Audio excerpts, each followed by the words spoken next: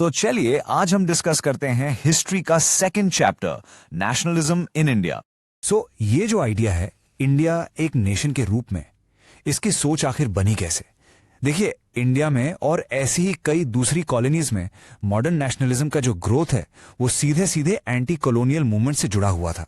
आजादी के लिए ये जो कॉमन स्ट्रगल था वही ऐसी नींव बनी जिसने अलग अलग लोगों के बीच एक होने की फीलिंग को जन्म दिया। और आप जानते हैं इस एकता के पीछे सबसे बड़ी ताकत क्या थी? वो था एक कॉमन पेन, एक एहसास कि हम सब कॉलोनियल रूल के अंडर एक जैसा अत्याचार सह रहे हैं। बस इसी एक एहसास ने अलग अलग कम्युनिटीज और ग्रुप्स को एक बहुत ही मजबूत धागे में बांध दिया था। लेकिन आजादी की लड़ाई में जो असली तेजी आई ना, वो थी 1919 के बाद। इस दौर में ये नेशनल मूवमेंट बहुत तेजी से नए नए इलाकों में फैलने लगा और इसमें कई नए सोशल ग्रुप्स भी जुड़ते चले गए। तो चलिए अब आगे बढ़ते हैं और देखते हैं कि इस बड़े बदलाव के पीछे क्या क्या हुआ। और सबकी शुरुआत हुई एक ऐसी घटना से जिसने पूरी दुनिया को हिला कर रख दिया, द फर्स्ट वर्ल्ड वॉर। ये वर्ल्ड वॉर एक बहुत बड़ा टर्निंग पॉइंट साबित हुआ जिसने इंडिया में एक बिल्कुल ही नई इकोनॉमिक और पॉलिटिकल सिचुएशन पैदा कर दी। अब देखिए, युद्ध लड़ना कोई सस्ता काम तो है नहीं। ब्रिटिश सरकार का जो डिफेंस पे खर्चा था वो आसमान छूने लगा। इस खर्चे को पूरा करने के लिए उन्होंने भारी भरकम वॉर लोन्स लिए और इसका बोझ किस पर डाला? हम भारतीयों पर। टैक्सेस बढ़ा दिए गए, कस्टम्स ड्यूटीज बढ़ा दी गईं और इंडिया की हिस्ट्री में पहली बार इनकम टैक्स भी इंट्रोड्यूस किया गया। इसका असर वो सीधा पड़ा आम आदमी की जेब पर। उन वॉर के सालों में यानी 1913 से 1918 के बीच जरूरी चीजों की कीमतें वो लगभग डबल हो गईं। जरा सोचिए, एक कॉमन फैमिली के लिए जीना कितना मुश्किल हो गया होगा। पर बात सिर्फ पैसों तक नहीं रुकी। अब ब्रिटिश सरकार गांव से लोगों पर सेना के लिए सिपाही भेजने का दबाव डालने लगी। लोगों को जबरदस्ती फौज में भर्ती किया जा रहा था और इसकी वजह से गांव के इलाकों में लोगों के बीच भयानक गुस्सा फैल गया। इसी जबरदस्ती भर्ती को फोर्स्ड रिक्रूटमेंट कहा गया। एक ऐसी प्रोसेस थी जिसमें कॉलोनियल सरकार लोगों को उनकी मर्जी के खिलाफ आर्मी ज्वाइन करने के लिए मजबूर करती थी। इसने तो जैसे आग में घी का काम किया और लोगों के गुस्से को और भी भड़का दिया। आप सोच रहे होंगे कि वॉर खत्म होने के बाद सब ठीक हो गया होगा, है ना? वेल, ऐसा बिल्कुल नहीं हुआ। इंडिया की मुश्किलें अभी खत्म नहीं हुई थीं। युद्ध के बाद हालात अचानक और भी ज्यादा बिगड़ गए। हुआ ये कि पहले 1918-19 में देश के बहुत से हिस्सों में फसल पूरी तरह बर्बाद हो गई। फिर उसके ठीक अगले साल 1920-21 में दोबारा वही हुआ। एक साल, फिर अगले साल, लगातार 2 साल फसल बर्बाद। नतीजा, पूरे देश में अनाज की, खाने की भयंकर कमी हो गई। और जैसे इतना काफी नहीं था, इस भूखमरी के साथ साथ एक जानलेवा बीमारी भी फैल गई, एक गंभीर इन्फ्लुएंजा एपिडेमिक। ये एक डबल मार थी। एक तरफ लोग भूख से मर रहे थे और दूसरी तरफ बीमारी से। इसका नतीजा इतना भयानक था कि सोचना भी मुश्किल है। 1921 के सेंसस के हिसाब से इस अकाल और महामारी की वजह से करीब करीब 12 से 13 मिलियन लोगों की मौत हो गई, यानी 1 करोड़ 20 लाख से 1 करोड़ 30 लाख लोग। ये एक हैरान कर देने वाला आंकड़ा है। लोगों ने इतनी उम्मीद लगा रखी थी कि वॉर के बाद उनकी मुसीबतें खत्म हो जाएंगी। उन्हें लगा था कि अब सब ठीक हो जाएगा, लेकिन ऐसा कुछ भी नहीं हुआ। उनकी तकलीफें वैसी की वैसी ही जारी रहीं। तो ऐसे में जब हर तरफ निराशा थी, जब सारी उम्मीदें दम तोड़ रही थीं और लोगों को लग रहा था कि अब कुछ नहीं हो सकता, तब आगे क्या हुआ? ठीक इसी नाजुक वक्त पर एक नए नेता का आगमन हुआ और उन्होंने आजादी के स्ट्रगल के लिए एक बिल्कुल नया तरीका, एक नया मोड ऑफ स्ट्रगल देश के सामने रखा। देखते हैं सत्याग्रह। आज हम एक ऐसे पावरफुल आइडिया को समझेंगे जिसने दुनिया के सबसे बड़े साम्राज्य को घुटनों पर ला दिया था। ये महात्मा गांधी का वो हथियार था जिसने भारत की आजादी की लड़ाई का सिर्फ रुख ही नहीं बदला, बल्कि लड़ने का तरीका ही बदल कर रख दिया। तो आज हम सत्याग्रह के इस आइडिया को परत दर परत खोलेंगे। सबसे पहले हम समझेंगे कि इसका मतलब क्या है। फिर हम जानेंगे कि वो कौन से मजबूत सिद्धांत थे जिन पर यह टिका था। हम ये भी देखेंगे कि इसकी पहली चिंगारी साउथ अफ्रीका में कैसे जली और फिर भारत की जमीन पर इसने कैसे आंदोलनों को जन्म दिया। और आखिर में हम ये समझेंगे कि इसने कैसे एक बिल्कुल नई तरह की ताकत पैदा की और हमारे लिए क्या विरासत छोड़ी है। तो सबसे पहला और सबसे बड़ा सवाल कि गांधी जी का ये सत्य बल यानी ट्रूथ फोर्स का विचार, जिसे हम सत्याग्रह कहते हैं, आखिर है क्या? चलिए इसे अच्छे से समझते हैं। देखिए, सत्याग्रह दो शब्दों से मिलकर बना है, सत्य यानी ट्रूथ और आग्रह यानी टू होल्ड फर्मली। तो इसका सीधा सीधा मतलब हुआ सत्य पर अड़िग रहना, सच को मजबूती से पकड़कर रखना। लेकिन आप जानते हैं, ये सिर्फ एक शब्द नहीं है, ये एक पूरी फिलॉसफी है, एक पूरा दर्शन है। ये इस विश्वास पर टिका है कि सच में इतनी ताकत होती है कि वो दुनिया को बदल सकता है। और इस फिलॉसफी को बनाया था खुद महात्मा गांधी ने। अब यहाँ एक बात समझनी बहुत जरूरी है। गांधी जी के लिए सत्याग्रह का मतलब चुपचाप बैठना नहीं था। उन्होंने इसे पैसिव रेजिस्टेंस से बिल्कुल अलग बताया। जैसा आप दाईं ओर देख सकते हैं, वो मानते थे कि पैसिव रेजिस्टेंस तो शायद कमजोरों का हथियार हो सकता है, लेकिन सत्याग्रह, जैसा कि बाईं ओर है, वो मजबूत इरादों वालों का, हिम्मत वालों का हथियार है। वो इसे सोल फोर्स कहते थे। इसके लिए पैसिव होने की नहीं, बल्कि जबरदस्त हिम्मत, अनुशासन और बहुत गहरे आत्मबल की जरूरत होती है। तो फिर वो कौन से मजबूत स्तंभ हैं, वो कौन से पिलर्स हैं जिन पर सत्याग्रह की ये पूरी इमारत खड़ी है? चलिए इसके कोर प्रिंसिपल्स को जरा और करीब से देखते हैं। ये स्लाइड सत्याग्रह की पूरी नींव को बहुत खूबसूरती से दिखाती है। पहला स्तंभ है सत्य, मतलब ये विश्वास कि आप सच के लिए लड़ रहे हैं। दूसरा है अहिंसा, यानी अपने दुश्मन को भी शारीरिक चोट न पहुंचाना। और तीसरा, जो इन दोनों को जोड़ता है, वो है अत्याचारी की अंतरात्मा को जगाना। यहाँ मकसद उसे सजा देना नहीं, बल्कि उसे यह एहसास कराना है कि वो गलत कर रहा है। और यह एहसास दिलाने के लिए सत्याग्रही दूसरों को नहीं, बल्कि खुद कष्ट सहता है। और यकीन मानिए, यही इसकी सबसे बड़ी ताकत है। और गांधी जी के शब्दों से बेहतर इसे कौन समझा सकता है? उन्होंने कहा था, सत्याग्रह सोल फोर्स है, जिससे सत्य और प्रेम गाइड करते हैं। इसमें किसी के लिए भी नफरत या बदले की भावना की कोई जगह नहीं है।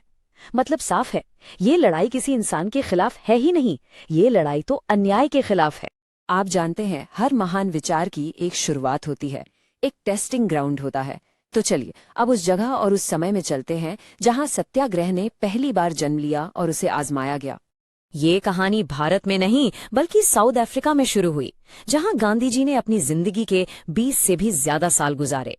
वहां उन्होंने नॉन वाइट लोगों के खिलाफ जो भेदभाव और रेसिस्ट कानून थे, उनके खिलाफ लड़ाई में सत्याग्रह को एक हथियार की तरह तराशा। 1913 का वो मार्च एक टर्निंग पॉइंट था।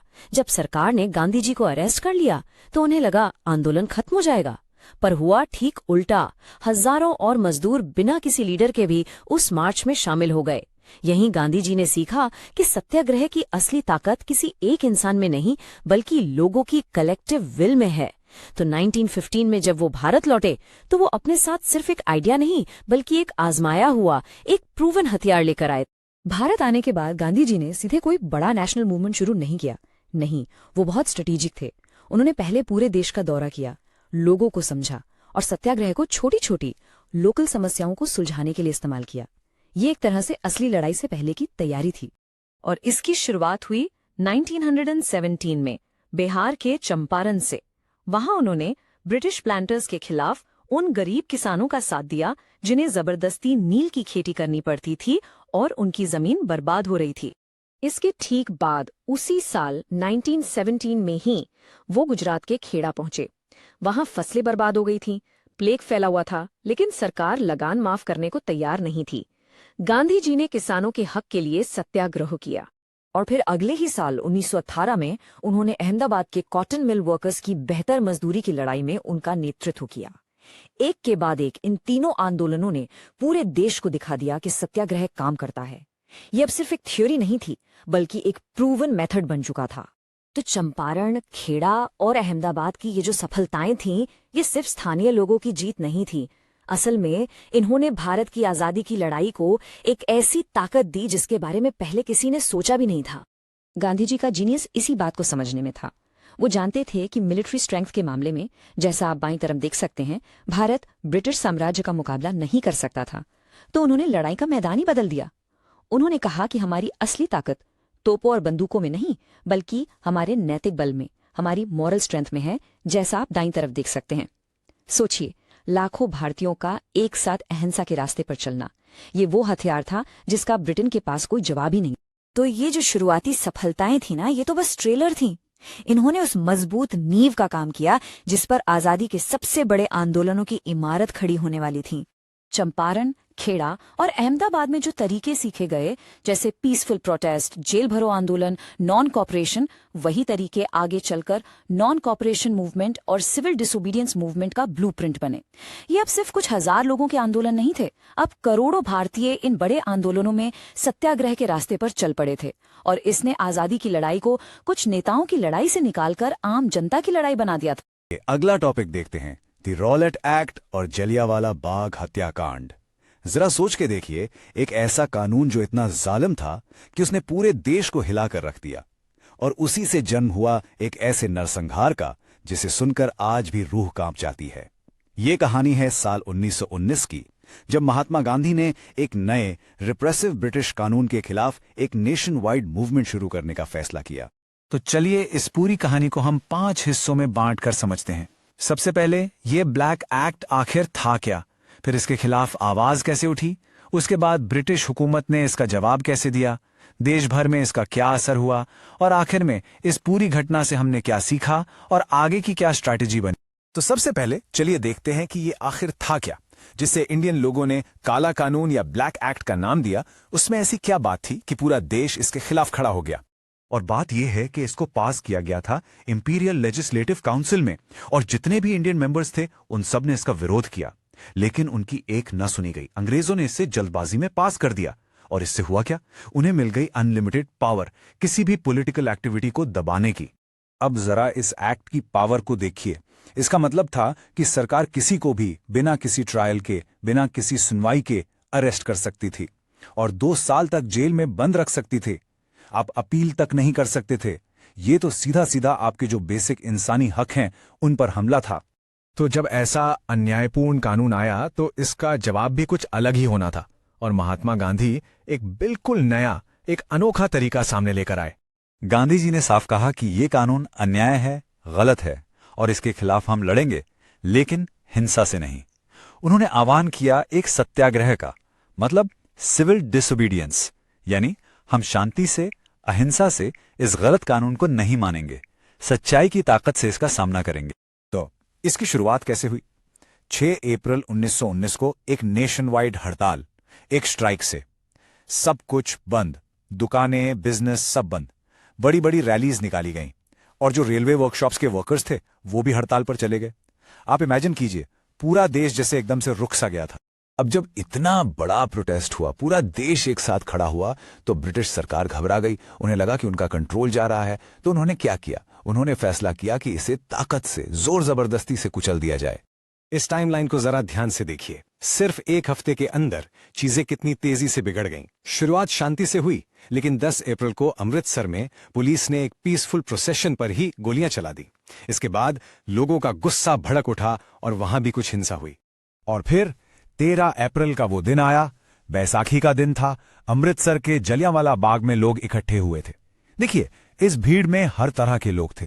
कुछ प्रोटेस्ट करने के लिए आए थे, लेकिन ज्यादातर लोग तो आसपास के गांव से थे जो सिर्फ बैसाखी का मेला देखने आए थे।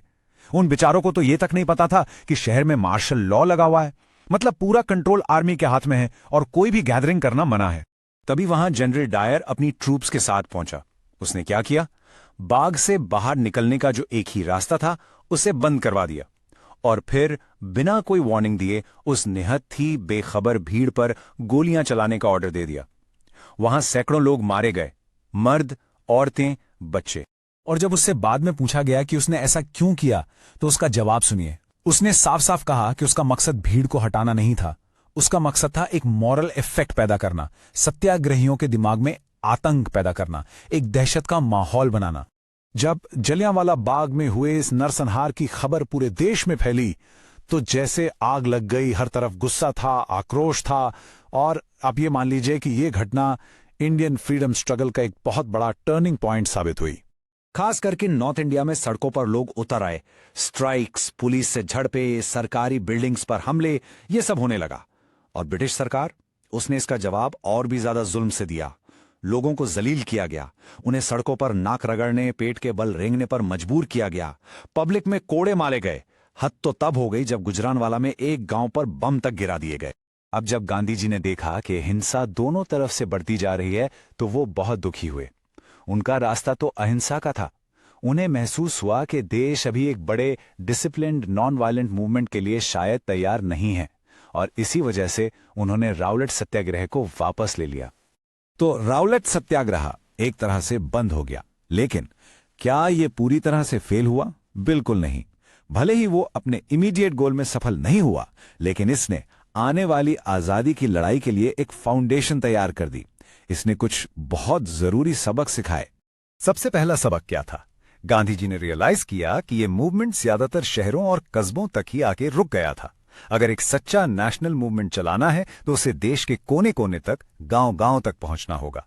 और इससे भी जरूरी, किसी भी बड़ी लड़ाई को जीतने के लिए हिंदू मुस्लिम एकता, उनका साथ होना सबसे ज्यादा जरूरी है। और जैसा कहते हैं ना, मौका मिल ही जाता है। ये हिंदू मुस्लिम एकता का मौका जल्द ही सामने आया, और वो था खिलाफत इशू। हुआ ये था कि फर्स्ट वर्ल्ड वॉर में तुर्की यानी उस वक्त का ऑटोमन एम्पायर हार गया था, और ऐसी अफवाहें थीं कि अंग्रेज वहां के सम्राट, जिनको खलीफा भी कहते थे और जो पूरे इस्लामिक वर्ल्ड के स्पिरिचुअल हेड माने जाते थे, उन पर एक बहुत कठोर संधि थोपने वाले हैं। तो भारत के मुसलमान इस बात से बहुत गुस्से में थे, और गांधी जी ने इसमें एक गोल्डन अपॉर्चुनिटी देखी। उन्हें लगा कि ये एक ऐसा मुद्दा है जिसपे हिंदू और मुसलमानों को एक साथ लाया जा सकता है, एक कॉमन दुश्मन यानी ब्रिटिश के खिलाफ। और इसी सोच के साथ उन्होंने आगे काम किया। बॉम्बे में एक खिलाफत कमेटी बनाई गई। गांधी जी ने अली ब्रदर्स यानी मोहम्मद अली और शौकत अली जैसे बड़े मुस्लिम लीडर से बात शुरू की, और फाइनली सितंबर 1920 में कलकत्ता में जो कांग्रेस का सेशन हुआ, वहां उन्होंने बाकी लीडर्स को भी मना लिया कि खिलाफत के समर्थन में और स्वराज के लिए एक नया बड़ा आंदोलन शुरू करना जरूरी है। और यहीं से शुरुआत हुई नॉन कोऑपरेशन मूवमेंट। तो आखिर में एक सवाल रह जाता है, रॉलेट सत्याग्रह अपने मकसद में तो फेल हो गया, लेकिन क्या वो सच में एक फेलियर था, या जलियांवाला बाग की उस त्रासदी ने पूरे देश को एक ऐसी नींद से जगाया और एक ऐसा जोश भरा जो शायद किसी और चीज से मुमकिन नहीं था? इसने ये तो साफ कर दिया था कि आजादी के लिए पूरे देश का एक साथ आना कितना जरूरी है। अगला टॉपिक देखते हैं, द नॉन कोऑपरेशन मूवमेंट यानी असहयोग आंदोलन।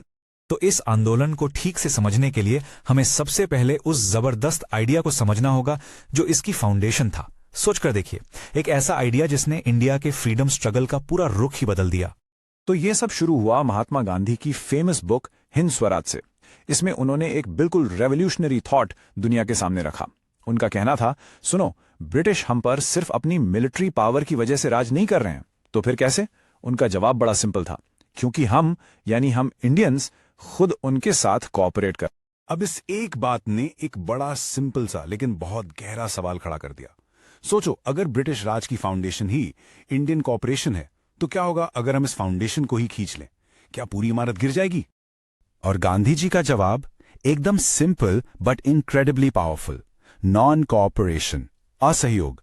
उन्हें इतना पक्का यकीन था कि अगर सारे इंडियंस मिलकर कोऑपरेट करना बंद कर दें तो ब्रिटिश रूल 1 साल के अंदर कोलैप्स हो जाएगा। Can you imagine? तो इस पूरे मूवमेंट का अल्टीमेट गोल क्या था? बिल्कुल क्लियर था, स्वराज यानी सेल्फ रूल। और ये सिर्फ अंग्रेजों को भगाने की बात नहीं थी, ये था कंप्लीट सेल्फ गवर्नेंस हासिल करना। मतलब हम इंडियंस अपना फ्यूचर, अपने डिसीजंस खुद लें। Okay, so the idea was brilliant, right? लेकिन एक आइडिया होना अलग बात है और उसे एक पूरे देश के मूवमेंट में बदलना, that's a whole different ball game. तो इस ग्रैंड प्लान को एक्शन में कैसे लाया जाता? वेल, गांधी जी के पास एक पूरा मास्टर प्लान था, एक स्टेप बाय स्टेप स्ट्रैटेजी। ये प्लान स्टेजेस में अनफोल्ड होना था ताकि धीरे धीरे मोमेंटम बिल्ड हो। पहले पहले एक सिंबॉलिक एक्ट से शुरुआत की जानी थी, जैसे गवर्नमेंट के दिए टाइटल्स और ऑनर्स को वापस करना, और फिर step by step civil services, army, police, courts, schools, सबका बॉयकॉट करना था। The goal was to basically paralyse the entire British administration. और इस बॉयकॉट का एक बहुत इंपॉर्टेंट हिस्सा था, इनफैक्ट कोर पार्ट था, स्वदेशी यानी इंडियन गुड्स को प्रमोट करना। विदेशी चीजों को छोड़कर अपने देश में बनी चीजें, खास करके हाथ से बना खादी इस्तेमाल करना। ये सिर्फ एक इकोनॉमिक मूव नहीं था, बल्कि ये सेल्फ रिलायंस और नेशनल प्राइड का एक पावरफुल सिंबल बन गया।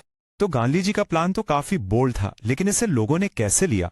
क्या सब लोग ऑन बोर्ड आ गए? वेल, सरप्राइजिंगली ऐसा नहीं था। शुरू शुरू में हर कोई इससे कन्विंस नहीं हुआ था। तो सपोर्ट बिल्ड करने के लिए गांधी जी और शौकत अली ने पूरे देश का दौरा किया। समर ऑफ 1920 में उन्होंने एक्सटेंसिव टूर्स किए और उनके इन्हीं एफर्ट्स ने नेशनलिज्म को, जो अब तक बस पढ़े लिखे लोगों की बातों तक ही सीमित था, उसे एक रियल मास मूवमेंट बना दिया जिसमें हर तरह के लोग जुड़ रहे थे। लेकिन जैसे जैसे मूवमेंट ने स्पीड पकड़ी, एक बड़ी प्रॉब्लम सामने आई, और ये प्रॉब्लम बाहर से नहीं बल्कि इंडियन नेशनल कांग्रेस के अंदर से ही आई। और ये पूरा मामला आने वाले काउंसिल इलेक्शंस को लेकर था। तो कांग्रेस के अंदर एक जोरदार डिबेट शुरू हो गई। एक साइड थी जो कह रही थी कि अब पिटिशंस और रिक्वेस्ट का टाइम गया, ये सब फेल हो चुका है, हमें एक मास मूवमेंट चाहिए। वहीं दूसरी तरफ लोग थे जिन्हें डर था कि इससे पूरे देश में वायलेंस हो सकता है और इलेक्शंस को बॉयकॉट करके हम रिफॉर्म के लिए एक इंपॉर्टेंट प्लेटफॉर्म खो देंगे। सो ये एक डेडलॉक था, एक क्रिटिकल मोमेंट। मूवमेंट का फ्यूचर इस पर डिपेंड करता था। सवाल यही था, इससे रिजॉल्व कैसे किया जाएगा।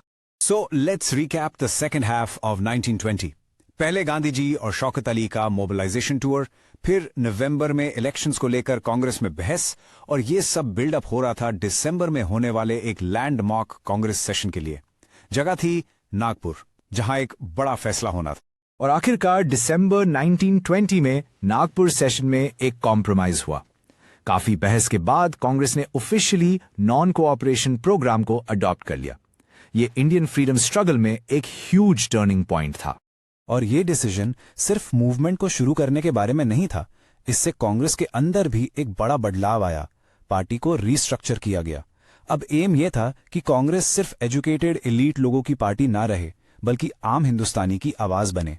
और इसको सच करने के लिए मेंबरशिप फीस भी काफी कम कर दी गई ताकि ज्यादा से ज्यादा लोग जोड़ सके। तो डिसीजन हो चुका था। The stage was set. Non cooperation movement अब पूरे देश में लॉन्च होने के लिए रेडी था। और फिर आया जनवरी 1921, वो महीना जब नॉन कॉपरेशन खिलाफत मूवमेंट ऑफिशियली शुरू हुआ। ये इंडिया की हिस्ट्री के सबसे बड़े मास मूवमेंट्स में से एक था, जिसने हिंदू मुस्लिम्स को एक कॉमन कॉज के लिए एक साथ ला खड़ा किया। और इस कॉल का रिस्पॉन्स अमेजिंग था। सोसाइटी के हर सेक्शन से लोग जुड़ गए। स्टूडेंट्स ने गवर्नमेंट स्कूल्स और कॉलेजेस छोड़ दिए, बड़े बड़े लॉयर्स ने अपनी प्रैक्टिस छोड़ दी, किसान इस उम्मीद में जुड़े कि उनके टैक्स कम होंगे, वर्कर्स बेहतर कंडीशंस के लिए जुड़े। मतलब हर सोशल ग्रुप ने स्वराज की इस पुकार को सुना और सब इसमें शामिल हो गए। और यहीं पर यह मूवमेंट और भी इंटरेस्टिंग हो जाता है। देखिए, कॉल तो स्वराज का था, फ्रीडम, लेकिन क्या स्वराज का मतलब सबके लिए सेम था? सोच के देखिए। एक किसान के लिए स्वराज का मतलब था भारी टैक्स से आजादी, एक ट्राइबल के लिए इसका मतलब था अपने जंगल के अधिकार वापस पाना, और लीडर्स के लिए इसका मतलब था पॉलिटिकल फ्रीडम। तो सवाल ये उठता है, एक ही गोल के ये अलग अलग मीनिंग्स ये मूवमेंट की स्ट्रेंथ थी या उसकी एक वीकनेस?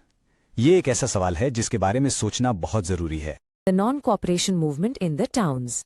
तो चलिए शुरू करते हैं। ये जो मूवमेंट था ना, इसकी शुरुआत हुई शहरों से। और क्या शुरुआत थी! मिडिल क्लास ने पूरे जोश के साथ हिस्सा लिया। शुरुआत में एनर्जी एकदम हाई थी। और देखिए, पार्टिसिपेशन हर तरफ से आ रहा था। आप सोचिए, हजारों स्टूडेंट्स ने, हजारों ने सरकारी स्कूल्स और कॉलेजेस जाना छोड़ दिया। सिर्फ स्टूडेंट्स ही नहीं, हेडमास्टर्स और टीचर्स ने भी रिजाइन कर दिया।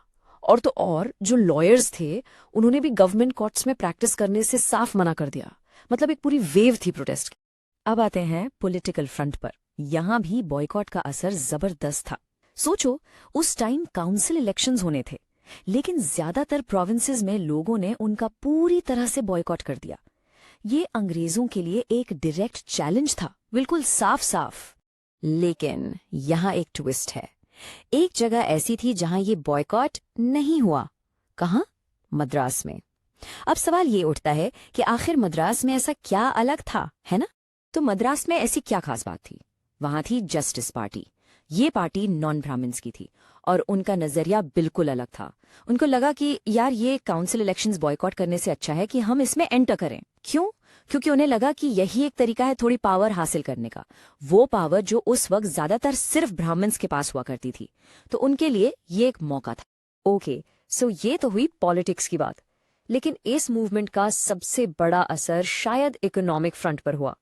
इसने तो ब्रिटिश एम्पायर की, कह सकते हैं, कमर ही तोड़ दी, क्योंकि जेब पर सीधा हमला किया। कैसे किया ये? स्ट्रैटेजी सिंपल थी, विदेशी चीजों का बॉयकॉट करो, और लोगों ने इसे पूरी शिद्दत से फॉलो किया। विदेशी कपड़ों की तो बड़ी बड़ी होलियां जलाई गईं। शराब की दुकानों के बाहर लोग खड़े हो गए, उन्हें ब्लॉक कर दिया। इसको कहते हैं पिकेटिंग।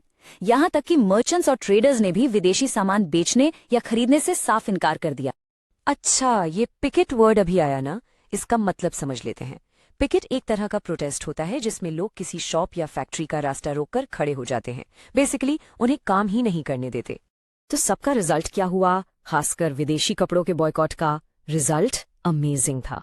इतना इफेक्टिव था ये बॉयकॉट कि सिर्फ एक साल में 1921 से 1922 के बीच फॉरेन क्लॉथ का इंपोर्ट क्रैश हो गया। क्रैश हो गया मतलब कितना क्रैश हुआ? नंबर्स देखते हैं। जो इंपोर्ट 102 करोड़ रुपए का था वो गिरकर सिर्फ 57 करोड़ रुपए का रह गया। Can you believe it? एक साल में वैल्यू आधी हो गई। ये ब्रिटिशर्स के लिए एक बहुत बहुत बड़ा इकोनॉमिक शॉक था। लेकिन हर चीज का एक दूसरा पहलू भी होता है। जब लोगों ने विदेशी कपड़े पहनना बंद कर दिया तो जरूरत तो थी कपड़ों की। इसका फायदा किसे हुआ? हमारे अपने इंडियन टेक्सटाइल मिल्स और हैंडलूम्स को उनका प्रोडक्शन एकदम से बढ़ गया। सब कुछ इतना अच्छा चल रहा था, जोश था, असर दिख रहा था। लेकिन हर कहानी की तरह यहाँ भी एक लेकिन है। इतनी पावरफुल स्टार्ट के बाद भी शहरों में ये मूवमेंट धीरे धीरे स्लो डाउन होने लगा। तो अब सबसे बड़ा सवाल, आखिर ऐसा हुआ क्यों? इतना सक्सेसफुल मूवमेंट जिसमें इतने लोग जुड़े थे, वो शहरों में आके ठंडा क्यों पड़ गया? इसके पीछे कुछ बहुत प्रैक्टिकल रीजंस थे। सबसे पहला रीजन पैसा, इकोनॉमिक। देखो, मूवमेंट का सिंबल क्या था? खादी। लेकिन खादी के साथ एक प्रॉब्लम थी, वो मिल में बने कपड़े से काफी महंगी थी। और यही आती है असल बात। जो गरीब लोग थे वो रोज रोज महंगी खादी कैसे खरीदते? उनके बजट में फिट ही नहीं होता था। तो वो कितने दिन तक सस्ते मिल के कपड़े को बॉयकॉट कर पाते? ज्यादा टाइम तक ये पॉसिबल ही नहीं था। अच्छा, आते हैं दूसरे रीजन पर। ये रीजन जुड़ा था ब्रिटिश इंस्टीट्यूशंस के बॉयकॉट से। सोचो, लोगों ने स्कूल्स, कॉलेजेस, कोर्ट्स सब छोड़ तो दिए, लेकिन उनकी जगह पर नए इंडियन इंस्टीट्यूशंस तो होने चाहिए ना। प्रॉब्लम ये थी कि ये ऑल्टरनेटिव इंडियन इंस्टीट्यूशंस बहुत ही स्लोली, बहुत धीरे धीरे बन रहे। तो अब क्या हुआ? स्टूडेंट्स, टीचर्स, लॉयर्स जिन्होंने इतने जोश में सब कुछ छोड़ा था, उनके पास अब कोई ऑप्शन ही नहीं बचा। पेट तो पालना था, करियर भी बनाना था, इसीलिए मजबूरन धीरे धीरे लोग वापस उन्हीं गवर्नमेंट स्कूल्स और कोर्ट्स में जाने लगे। तो अगर हम समराइज करें तो इस स्लो डाउन के पीछे दो मेन रीजंस थे। नंबर 1, इकोनॉमिक रीजन, खादी बहुत महंगी थी। और number 2, institutional reason, British institutions के ऑल्टरनेटिव इंडियन इंस्टीट्यूशंस तैयार ही नहीं थे। Okay, let's check the next topic, rebellion in the countryside. देखिए, जब नॉन कोऑपरेशन मूवमेंट शहरों में आग की तरफ फैल रहा था ना, ठीक उसी टाइम गांवों में, देहात के इलाकों में एक अलग ही विद्रोह की लहर उठ रही थी। वर्ल्ड वॉर 1 के बाद पूरे इंडिया में किसान और ट्राइबल कम्युनिटीज अपने हक के लिए आवाज उठा रहे थे, और जल्द ही उनकी ये लड़ाई देश की आजादी की बड़ी लड़ाई से जुड़ने वाली थी। तो सवाल यह है कि आखिर ये विद्रोह भड़का क्यों? इसको समझने के लिए हमें थोड़ा टाइम में पीछे जाकर अवध के किसानों की जिंदगी में झांकना होगा। हमें उनके रोज की तकलीफों और उस सिस्टम को समझना होगा जिसने उन्हें इतना मजबूर कर दिया। तो किसानों का गुस्सा आखिर था किसके खिलाफ? ये थे उस इलाके के पावरफुल ताल्लुकदार्स और लैंडलॉर्ड्स। ये लोग किसानों से इतना ज्यादा रेंट लेते थे कि उनके पास कुछ बचता ही नहीं था। ऊपर से कई तरह के अजीबोगरीब इल्लीगल टैक्स भी लगा देते थे, जिन्हें सेसेस कहा जाता था। एक तरह से किसानों की कमर इनके बोझ तले टूट रही। और इन सबसे भी बुरा था बेगार। बेगार बेसिकली एक तरह की गुलामी थी। किसानों को जमींदारों के खेतों पर मुफ्त में बिना किसी पेमेंट के काम करने के लिए फोर्स किया जाता था। सोच के देखिए कितनी इंसल्ट की बात थी ये। और तो और उनकी जमीन पर उनका कोई हक नहीं था, मतलब उन्हें कभी भी जमीन से निकाला जा सकता था। ये गुस्सा अब उबलने ही वाला था। लेकिन अवध के किसानों ने इस जुल्म को चुपचाप सहना मंजूर नहीं किया। उन्होंने डिसाइड किया कि अब बस बहुत हुआ। उन्होंने एकजुट होना शुरू किया, अपनी आवाज को एक करना शुरू किया और इस अन्याय के खिलाफ एक शक्तिशाली आंदोलन की नींव रखी। अब लड़ाई शुरू हो चुकी थी। इस अवध का दौरान कर रहे थे एक बहुत ही इंटरेस्टिंग पर्सनालिटी, बाबा रामचंद्र। वो एक सन्यासी थे, लेकिन उनका पास्ट बहुत अनोखा था। वो फिजी में एक इंडेंचर्ड लेबरर यानी गिरमिटिया मजदूर रह चुके थे। इसका मतलब है कि उन्होंने खुद एक्सप्लॉयटेशन और अन्याय को बहुत करीब से झेला था, और शायद इसीलिए वो किसानों के दर्द को इतनी गहराई से समझ पाते थे। तो इन किसानों की मांगे क्या थी? कोई लंबी चौड़ी लिस्ट नहीं थी। उनके गोल्स बिल्कुल साफ थे। पहला, उन पर लगाए गए भारी भरकम लैंड रेवेन्यू को कम किया जाए। दूसरा, बेगार की इस घिनौनी प्रथा को हमेशा के लिए खत्म किया जाए। और तीसरा, जो जमींदार उन पर जुल्म करते हैं उनका सोशल बॉयकॉट किया जाए। अपनी मांगों को मनवाने के लिए उन्होंने हिंसा का नहीं बल्कि एक बहुत ही क्लेवर तरीका अपनाया जिसे नई धोबी बंद कहते हैं। गांव की पंचायतों ने मिलकर फैसला किया कि वो इन जमींदारों को कोई सर्विस नहीं देंगे। गांव के नइयों ने उनके बाल काटने से मना कर दिया और धोबियों ने उनके कपड़े धोने से इनकार कर दिया। बिना किसी लड़ाई झगड़े के उन्होंने जमींदारों की पावर को कमजोर कर दिया। अब ये जो लोकल मूवमेंट था, इसकी गूंज जल्द ही गांव से निकलकर देश के बड़े नेताओं तक पहुंची। अवध का ये छोटा सा संघर्ष अब इंडिया की आजादी की बड़ी लड़ाई का एक इंपॉर्टेंट हिस्सा बनने जा रहा था, जिससे इसकी ताकत और भी बढ़ने वाली थी। जून 1920 में जवाहरलाल नेहरू ने अवध के गांव का दौरा करना शुरू किया। वो सीधे किसानों के बीच गए, उनके साथ बैठे, उनकी कहानियां सुनी और उनकी तकलीफों को पहली बार इतने करीब से समझा। एक नेशनल लीडर का इस तरह लोगों से सीधा जुड़ना इस आंदोलन के लिए एक बहुत बड़ा टर्निंग पॉइंट साबित हुआ। नेहरू के आने के बाद इस आंदोलन में जैसे एक विस्फोट सा हुआ। देखिए, जून 1920 में वो आए, अक्टूबर तक नेहरू, बाबा रामचंद्र और दूसरे नेताओं ने मिलकर औध किसान सभा बना दी। और आप यकीन नहीं करेंगे, सिर्फ एक महीने के अंदर अंदर नवंबर तक इस किसान सभा की 300 से ज्यादा ब्रांचेस पूरे इलाके में खुल चुकी थी। तो सोचिए, 300 से ज्यादा ब्रांचेस सिर्फ एक महीने में। यह कोई छोटा मोटा नंबर नहीं था। ये इस बात का साफ सबूत था कि देहाती इलाकों में पॉलिटिकल अवेयरनेस कितनी तेजी से फैल रही थी और लोग कितने बड़े लेवल पर इस आंदोलन से जुड़ने के लिए तैयार थे। लेकिन जैसा अक्सर होता है, जैसे ही इस किसान आंदोलन को नॉन कोऑपरेशन मूवमेंट के बड़े प्लेटफॉर्म पर शामिल किया गया, एक प्रॉब्लम शुरू हो गई। अब एक टकराव शुरू हुआ। एक तरफ थी किसानों की जरूरतें और दूसरी तरफ थी कांग्रेस की नेशनल स्ट्रैटेजी, और दोनों हमेशा मैच नहीं कर रहे थे। देखिए, एक तरफ थी कांग्रेस पार्टी जिसका मूल मंत्र था अहिंसा यानी नॉन वायलेंस, लेकिन दूसरी तरफ थे गुस्से से भरे किसान। सालों के गुस्से और निराशा में उन्होंने तालुकदार्स के घरों पर हमला करना शुरू कर दिया, बाजारों को लूटा और अनाज के गोदामों पर कब्जा कर लिया। लोकल लीडर्स ने लोगों में ये बात फैलानी शुरू कर दी कि खुद गांधी जी का ऑर्डर है कि अब कोई टैक्स मत दो और जमीन गरीबों में बांट दी जाएगी। ये असल में किसानों की अपनी उम्मीदें थीं, जिन्होंने उन्होंने गांधी जी के नाम के साथ जोड़ दिया था। इससे यह साफ दिखता है कि नेशनल मैसेज लोकल लेवल पर आकर कैसे बदल जाता था।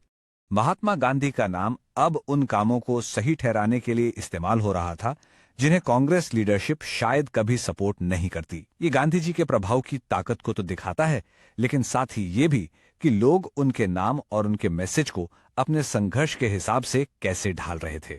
तो इस पूरी कहानी से हमें क्या सबक मिलता है? अवध का ये विद्रोह आजादी की लड़ाई की बड़ी तस्वीर में क्या इंपॉर्टेंस रखता है? जैसा कि हम आगे देखेंगे, इसकी विरासत काफी पेचीदा यानी कॉम्प्लेक्स है। इस विद्रोह की लेगेसी के कई पहलू हैं। एक तरफ इसने देशभक्ति को शहरों से निकालकर गांव-गांव तक पहुंचा दिया और मास मोबिलाइजेशन की जबरदस्त ताकत दिखाई। लेकिन इसने एक बड़ी चुनौती को भी सामने लाया कि एक इतने बड़े आंदोलन को कंट्रोल करना कितना मुश्किल है और कैसे देश के बड़े गोल्स और लोगों की लोकल जरूरतों के बीच एक गैप हो सकता है। आज हम बात करेंगे स्वराज यानी आजादी के लिए किसानों के संघर्ष की। लेकिन ये कोई एक कहानी नहीं, बल्कि दो बिल्कुल अलग कहानियां हैं।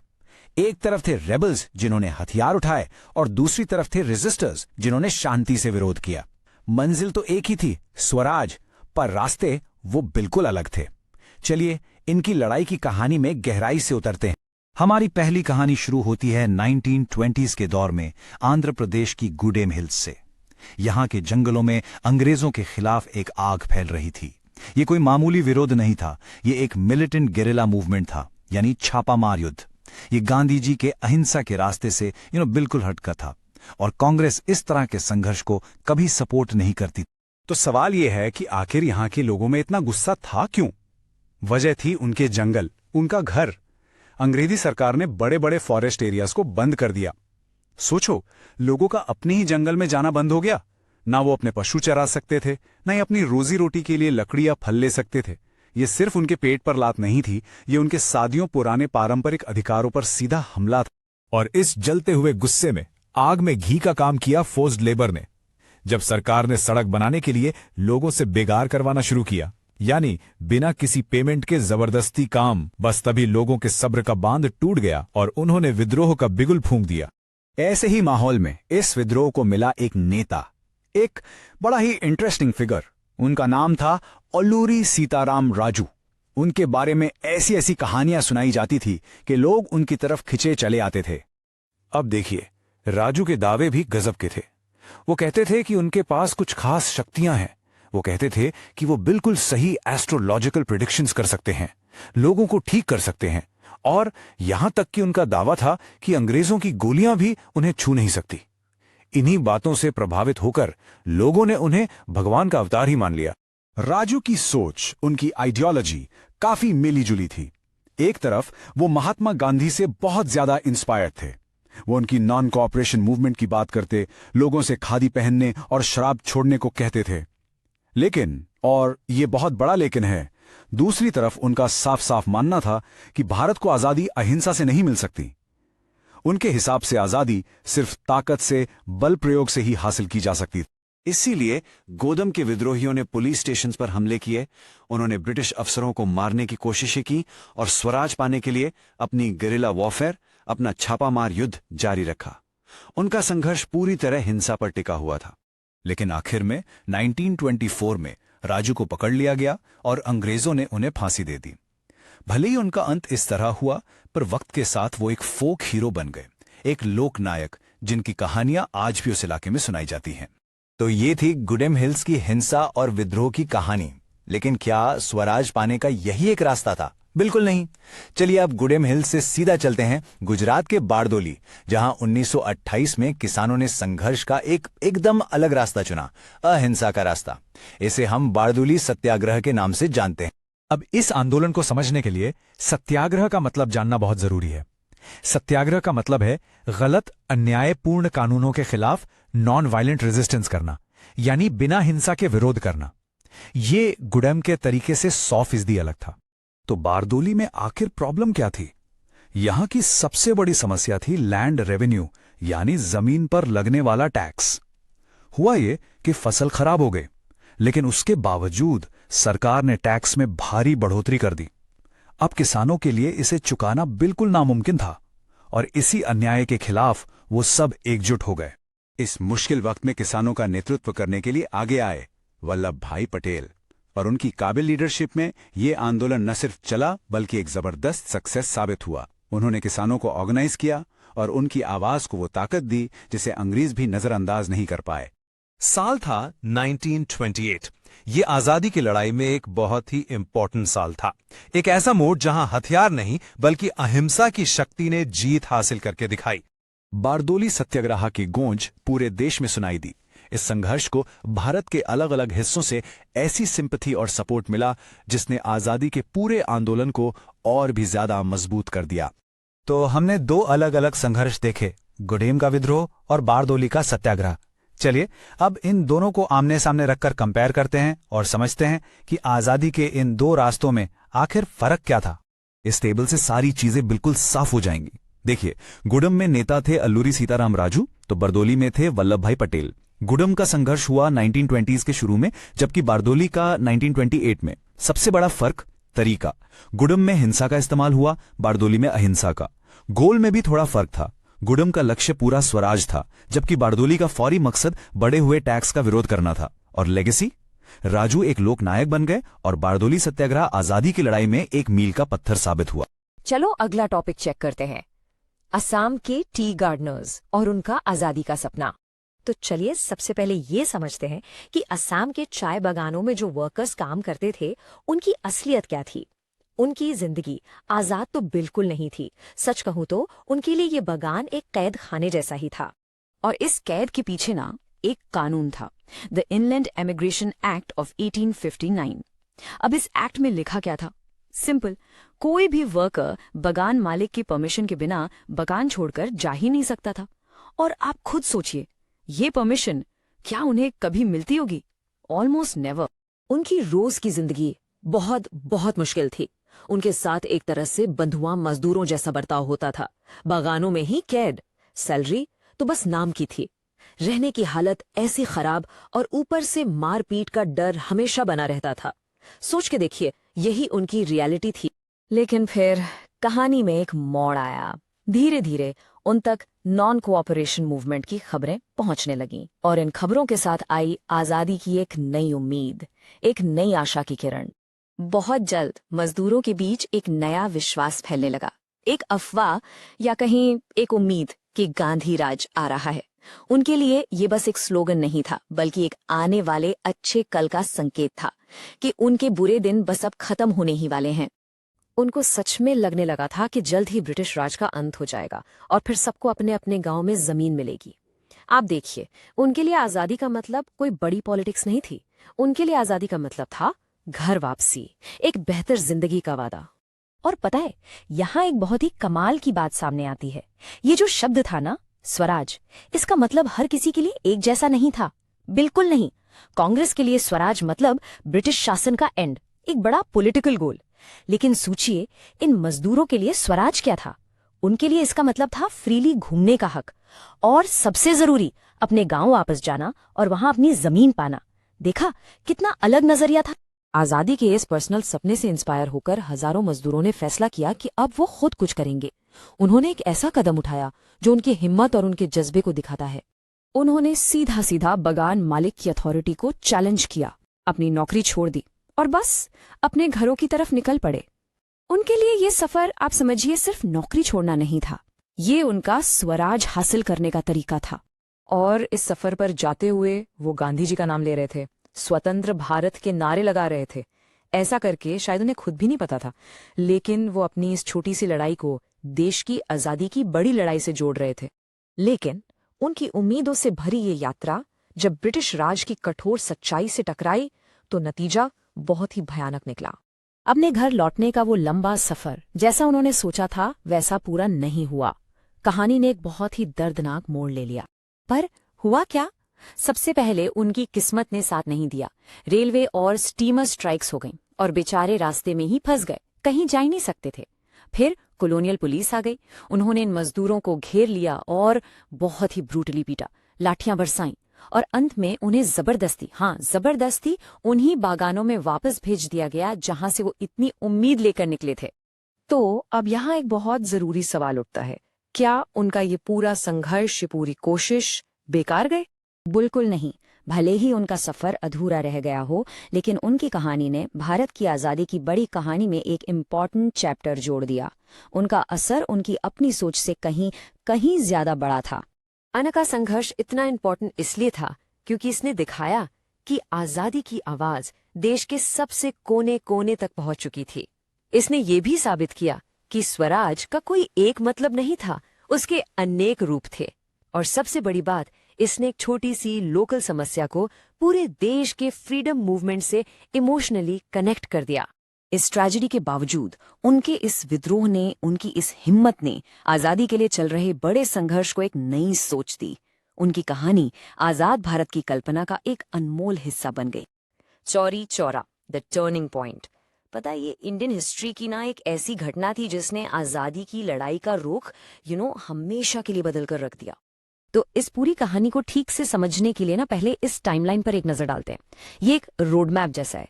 देखो, सब कुछ शुरू होता है 1922 में चौरी चौरा इंसिडेंट से।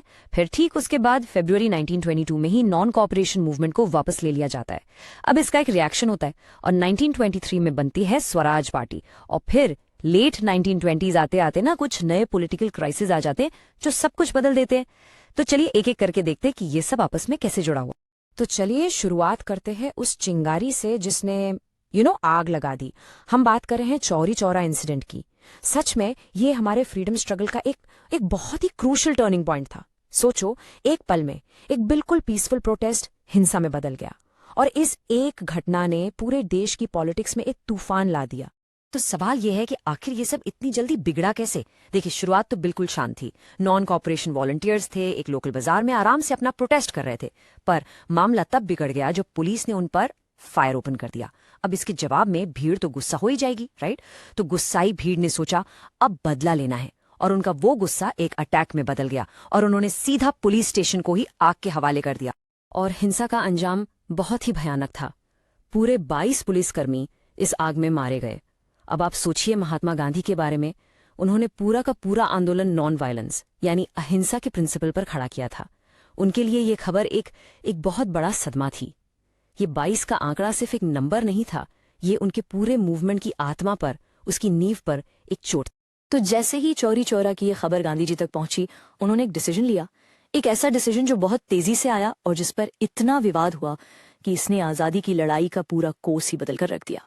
अब देखिए, गांधी जी के लिए ना इसके पीछे का लॉजिक बिल्कुल क्लियर था। It was non negotiable. उनका पूरा आंदोलन सत्याग्रह पर टिका था, यानी सच और अहिंसा की ताकत, ये उसकी फाउंडेशन थी। और उनका मानना था कि ये जो हिंसा फैल रही है, ये उस फाउंडेशन को ही तोड़ रही है। उन्हें लगा कि लोग अभी एक लंबे नॉन वायलेंस स्ट्रगल के लिए तैयार नहीं है, और अगर अब इसको कंटिन्यू किया तो इसका मतलब होगा सिर्फ और खून खराबा। लेकिन हर कोई इस डिसीजन से एग्री नहीं कर रहा था, बिल्कुल नहीं। यहाँ एक क्लियर डिवाइड था। एक तरफ थे गांधी जी जो अपने नॉन वायलेंस के प्रिंसिपल पर एकदम अटल थे, और दूसरी तरफ थे बाकी नेशनलिस्ट जोश से भरे हुए जो बहुत बहुत ज्यादा निराश हुए। उनका कहना था कि अरे मूवमेंट तो अपने पीक पर था, ब्रिटिश गवर्नमेंट पर प्रेशर बन रहा था, और ऐसे टाइम पर इसको अचानक रोक देना उनके लिए ये एक अजीब और गलत कदम था। तो अब जब नॉन कॉपरेशन मूवमेंट अचानक से रुक गया, तो कांग्रेस के अंदर ही एक नई सोच ने जन्म लिया। एक नया ग्रुप सामने आया और उन्होंने आजादी हासिल करने के लिए एक बिल्कुल ही अलग स्ट्रैटेजी टेबल पर रखी, और ये ग्रुप था स्वराज पार्टी। इसको 1923 में CR दास और मोतीलाल नेहरू जैसे बड़े लीडर्स ने बनाया था। अब इनका आइडिया क्या था? इनका आइडिया बिल्कुल अलग था। उन्होंने कहा कि सड़कों पर प्रोटेस्ट करने के बजाय क्यों न हम ब्रिटिश मेड लेजिस्लेटिव काउंसिल्स के अंदर घुसें और वहां से ब्रिटिश रूल का विरोध करें, सिस्टम के अंदर से सिस्टम को चैलेंज करें। इनका प्लान बड़ा सिंपल था। इसको कहते थे अपोज फ्रॉम विद इन, मतलब इलेक्शंस लड़ो, ब्रिटिश काउंसिल्स में अपनी जगह बनाओ और फिर सिस्टम को अंदर से ही खोखला कर दो। काउंसिल में बैठकर ब्रिटिश पॉलिसीज को ब्लॉक करो, उनके बजट्स को पास ही मत होने दो। बेसिकली ये दिखा दो कि ये काउंसिल्स असल में कितनी पावरलेस हैं। इससे क्या होगा? इससे आगे के रिफॉर्म्स के लिए प्रेशर बनेगा। लेकिन जैसा कि अक्सर होता है, काउंसिल एंट्री वाली इस स्ट्रैटेजी से कांग्रेस में हर कोई अग्री नहीं था, बिल्कुल नहीं। इसने पार्टी के अंदर एक बहुत बड़ी आइडियोलॉजिकल डिबेट शुरू कर दी। सवाल ये उठ खड़ा हुआ कि आजादी तक पहुंचने का सही रास्ता आखिर है क्या? और इस डिबेट में दूसरी तरफ थे कांग्रेस के यंग लीडर्स। हम बात कर रहे हैं जवाहरलाल नेहरू और सुभाष चंद्र बोस जैसे नेताओं की। वो इस काउंसिल पॉलिटिक्स के सख्त खिलाफ थे। उनके लिए ये कॉम्प्रोमाइज जैसा था। उनकी मांग सीधी थी, पूर्ण स्वराज यानी कंप्लीट इंडिपेंडेंस। और इसके लिए वो ब्रिटिश इंस्टीट्यूशंस का हिस्सा बनकर काम नहीं करना चाहते थे। नहीं, वो चाहते थे कि वापस जनता के बीच जाया जाए और एक और बड़ा मास मूवमेंट खड़ा किया जाए। अब एक तरफ पार्टी के अंदर ये बहस चली रही थी कि लेट 1920s में दो ऐसी बड़ी चीजें हुई जिन्होंने इंडिया के पूरे पॉलिटिकल सीन को ही बदल कर रख दिया। इन घटनाओं ने सबको एक नए सिरे से सोचने पर मजबूर कर दिया। तो पहला मेजर इवेंट था वर्ल्ड वाइड इकोनॉमिक डिप्रेशन। पूरी दुनिया में मंदी छा गई थी और उसका सबसे बुरा असर सीधा इंडिया के किसानों पर पड़ा। आप देखिए, 1926 से 1930 के बीच जो खेती की चीजें थी उनके दाम एकदम से गिर गए। अब किसानों के लिए अपनी रोजी रोटी कमाना तक मुश्किल हो गया, और इस वजह से पूरे देश के गांव देहात में गुस्सा और बेचैनी बढ़ने लगी। और फिर आया दूसरा बड़ा डेवलपमेंट, साइमन कमीशन। हुआ ये कि ब्रिटेन की जो टोरी गवर्नमेंट थी उसने सर जॉन साइमन के लीडरशिप में एक कमीशन बनाया। इसका ऑफिशियल काम क्या था? काम था इंडिया के लिए कॉन्स्टिट्यूशनल रिफॉर्म सजेस्ट करना। लेकिन इस कमीशन के साथ एक बहुत बड़ी प्रॉब्लम थी, एक ऐसी इंसल्ट जिसे कोई भी इंडियन इग्नोर नहीं कर सकता था। सोच के देखिए, कमीशन बनाया गया है इंडिया का फ्यूचर डिसाइड करने के लिए, लेकिन उसमें एक भी इंडियन मेंबर नहीं है, नॉट अ सिंगल वन। ये अपमान इतना बड़ा था कि इसने इंडिया की सारी पॉलिटिकल पार्टीज को उनके आपस के झगड़े भुलाकर ब्रिटिश सरकार के खिलाफ एक साथ खड़ा कर दिया। ठीक है, चलो अगला टॉपिक देखते हैं, द डॉन ऑफ पूर्ण स्वराज। ये कहानी है कि कैसे एक प्रोटेस्ट एक ऐलान में बदल गया, कंप्लीट इंडिपेंडेंस के ऐलान में। तो इस सफर में हम 5 इंपॉर्टेंट मोमेंट्स को देखेंगे। साइमन कमीशन से लगी चिंगारी, एक देश की कुर्बानी, डोमिनियन स्टेटस और पूर्ण स्वराज के बीच की बहस, लाहौर में हुआ ऐतिहासिक ऐलान, और आखिर में उस आइडिया को एक्शन में बदलने का जरूरी कदम। हमारी कहानी शुरू होती है 1928 से, जब एक ब्रिटिश कमीशन इंडिया आया और उसने पूरे देश को एक साथ तो लाया, लेकिन गुस्से में। तो आखिर ये साइमन कमीशन था क्या, और इसे लेके पूरे देश में इतना बड़ा हंगामा क्यों हुआ? ऐसी क्या बात थी इस कमीशन में जिसने हर हिंदुस्तानी को आखिर इतना ऑफेंड कर दिया? देखिए, प्रोटेस्ट की वजह बिल्कुल साफ और बहुत इंसल्टिंग थी। कमीशन का मकसद था इंडिया का कॉन्स्टिट्यूशनल फ्यूचर डिसाइड करना, और सबसे बड़ी इंसल्ट, उसमें एक भी इंडियन मेंबर नहीं था। जरा सोचिए, कोई बाहर से आकर आपके घर का फ्यूचर डिसाइड करे और आपसे पूछे तक नहीं। नतीजा ये हुआ कि ऐसी यूनिटी देखी गई जो पहले कभी नहीं थी। जिन पार्टीज में हमेशा मतभेद रहते थे, जैसे इंडियन नेशनल कांग्रेस और ऑल इंडिया मुस्लिम लीग, वो सब इसके खिलाफ एक साथ खड़े हो गए। देश के कोने कोने से बस एक ही नारा गूंज रहा था, जो लोगों के गुस्से की आवाज बन गया, साइमन गो बैक। इस गुस्से ने पूरे देश में प्रोटेस्ट की आग लगा दी। लेकिन लाहौर में हो रहा एक शांत प्रदर्शन एक बहुत बड़ी ट्रेजेडी में बदलने वाला था। लाहौर में साइमन कमीशन के खिलाफ एक प्रोटेस्ट के दौरान बहुत सीनियर लीडर लाला लाजपत राय पर ब्रिटिश पुलिस ने बेरहमी से लाठीचार्ज किया। उन्हें शेरे पंजाब के नाम से जाना जाता था और अपनी ज्यादा उम्र के बावजूद वो हिम्मत से डेमोन्स्ट्रेशन को लीड कर रहे थे। उन्हें इतनी गहरी चोटें आईं कि कुछ ही समय बाद उनकी मृत्यु हो गई। उनकी इस शहादत से पूरे देश में शोक की लहर दौड़ गई।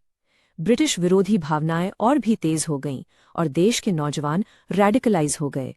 उन्हें लगने लगा कि आज़ादी सिर्फ बातचीत से नहीं मिल सकती। इस घटना ने एक बहुत बड़ा सवाल खड़ा कर दिया। क्या ब्रिटिश से सिर्फ रिफॉर्म्स मांगना काफी था, या अब कुछ बहुत बड़ा मांगने का वक्त आ गया था? बढ़ते हुए गुस्से को शांत करने की कोशिश में इंडिया के वाइसरॉय लॉर्ड इरविन ने अक्टूबर 1929 में ऑफर दिया। उन्होंने गोलमोल सा वादा किया कि इंडिया को डोमिनियन स्टेटस दे दिया जाएगा, पर कब, इसका कोई टाइम नहीं बताया। लेकिन अब जो नई जनरेशन के लीडर्स थे, जैसे जवाहरलाल नेहरू और सुभाष चंद्र बोस, वो इससे कहीं ज्यादा चाहते थे। और ये स्लाइड इन दोनों के बीच का फर्क बहुत अच्छे से दिखाती है। डोमिनियन स्टेटस का मतलब था कोई टाइमलाइन नहीं, आजादी भी लिमिटेड और ब्रिटेन पर निर्भर रहना। वहीं दूसरी तरफ पूर्ण स्वराज की मांग थी, तुरंत एक्शन, पूरी आजादी और फुल सॉवरेनिटी। तो ये जो नया टर्म इस्तेमाल हो रहा था, पूर्ण स्वराज, इसका आखिर मतलब क्या था? इसका एक ही मतलब था, complete self rule. British empire से पूरी तरह से आजादी, सारे रिश्ते तोड़कर। अब आधी अधूरी आजादी का ऑप्शन ही नहीं था। और इसी बिल्कुल साफ गोल के साथ इंडियन नेशनल कांग्रेस एक ऐतिहासिक सेशन के लिए इकट्ठा हुई। एक ऐसा सेशन जो आजादी की लड़ाई का रुख हमेशा के लिए बदलने वाला था। 1929 का अंत बहुत तेजी से बदलाव ला रहा था। अक्टूबर में लॉर्ड इरविन ने अपना वेग ऑफर दिया। उसके जवाब में दिसंबर 1929 में लाहौर में कांग्रेस का ऐतिहासिक सेशन हुआ।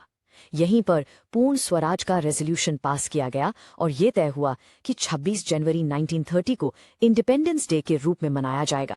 जवाहरलाल नेहरू की अध्यक्षता में लाहौर सेशन ने अपना ऐतिहासिक ऐलान कर दिया। अब इंडियन नेशनल कांग्रेस का सिर्फ एक ही मकसद था, पूर्ण स्वराज, यानी कंप्लीट इंडिपेंडेंस। अब कोई समझौता नहीं होगा। लेकिन एक रेजोल्यूशन तो सिर्फ एक आइडिया होता है ना? आजादी के इस बड़े कॉन्सेप्ट को देश के हर गांव, हर घर और हर इंसान तक कैसे पहुंचाया जाए? महात्मा गांधी ये जानते थे कि इस आंदोलन को कामयाब बनाने के लिए इसे आम आदमी की रोजमर्रा की मुसीबतों से जोड़ना होगा। फ्रीडम अभी भी एक एब्स्ट्रैक्ट आइडिया था। इसे लाखों हिंदुस्तानियों के लिए रियल कैसे बनाया जाए? और उन्हें इसका जवाब मिला जिंदगी की एक बहुत ही जरूरी चीज में, नमक, यानी सॉल्ट। नमक एक ऐसी चीज थी जो हर घर में इस्तेमाल होती थी, चाहे अमीर हो या गरीब, हिंदू हो या मुस्लिम। और ब्रिटिश सरकार ने उस पर टैक्स लगा रखा था। गांधी जी ने महसूस किया कि ये वो मुद्दा है जो सबको एक कर सकता है, और इसने ही सिविल डिसोबीडियंस मूवमेंट की नींव रखी। तो स्टेज सेट था, मकसद का ऐलान हो चुका था और अगले बड़े संघर्ष का प्रतीक भी चुन लिया गया था। लेकिन सवाल अब भी वही था, एक रेजोल्यूशन तो पास हो गया, पर क्या नमक जैसी मामूली चीज सच में इतने बड़े और ताकतवर ब्रिटिश एम्पायर की नींव हिला सकती थी? महात्मा गांधी ना एक ऐसे सिंबल की तलाश में थे जो पूरे देश को ब्रिटिश रूल के खिलाफ एक साथ ला सके। और जानते उन्हें वो सिंबल कहाँ मिला? नमक में। हाँ, बिल्कुल आम सा नमक। सोचने में थोड़ा अजीब लगता है ना, इतनी मामूली सी चीज। लेकिन देखिएगा, यही नमक अंग्रेजों के अन्याय के खिलाफ सबसे बड़ा हथियार कैसे बना। अब आप सोचेंगे, आखिर नमक ही क्यों? इतनी सारी चीजें थी। इसके पीछे एक ब्रिलियंट स्ट्रैटेजी थी। देखिए, पहली बात तो यह कि नमक हर कोई इस्तेमाल करता था, चाहे वो अमीर हो या गरीब। दूसरा, ये जिंदगी के लिए जरूरी है। लेकिन ब्रिटिश गवर्नमेंट ने क्या किया? उन्होंने इस पर अपनी मोनोपोली बना ली। मतलब नमक सिर्फ वही बना सकते थे और बेच सकते थे, और इतना ही नहीं, इसके ऊपर एक भारी टैक्स भी लगा दिया।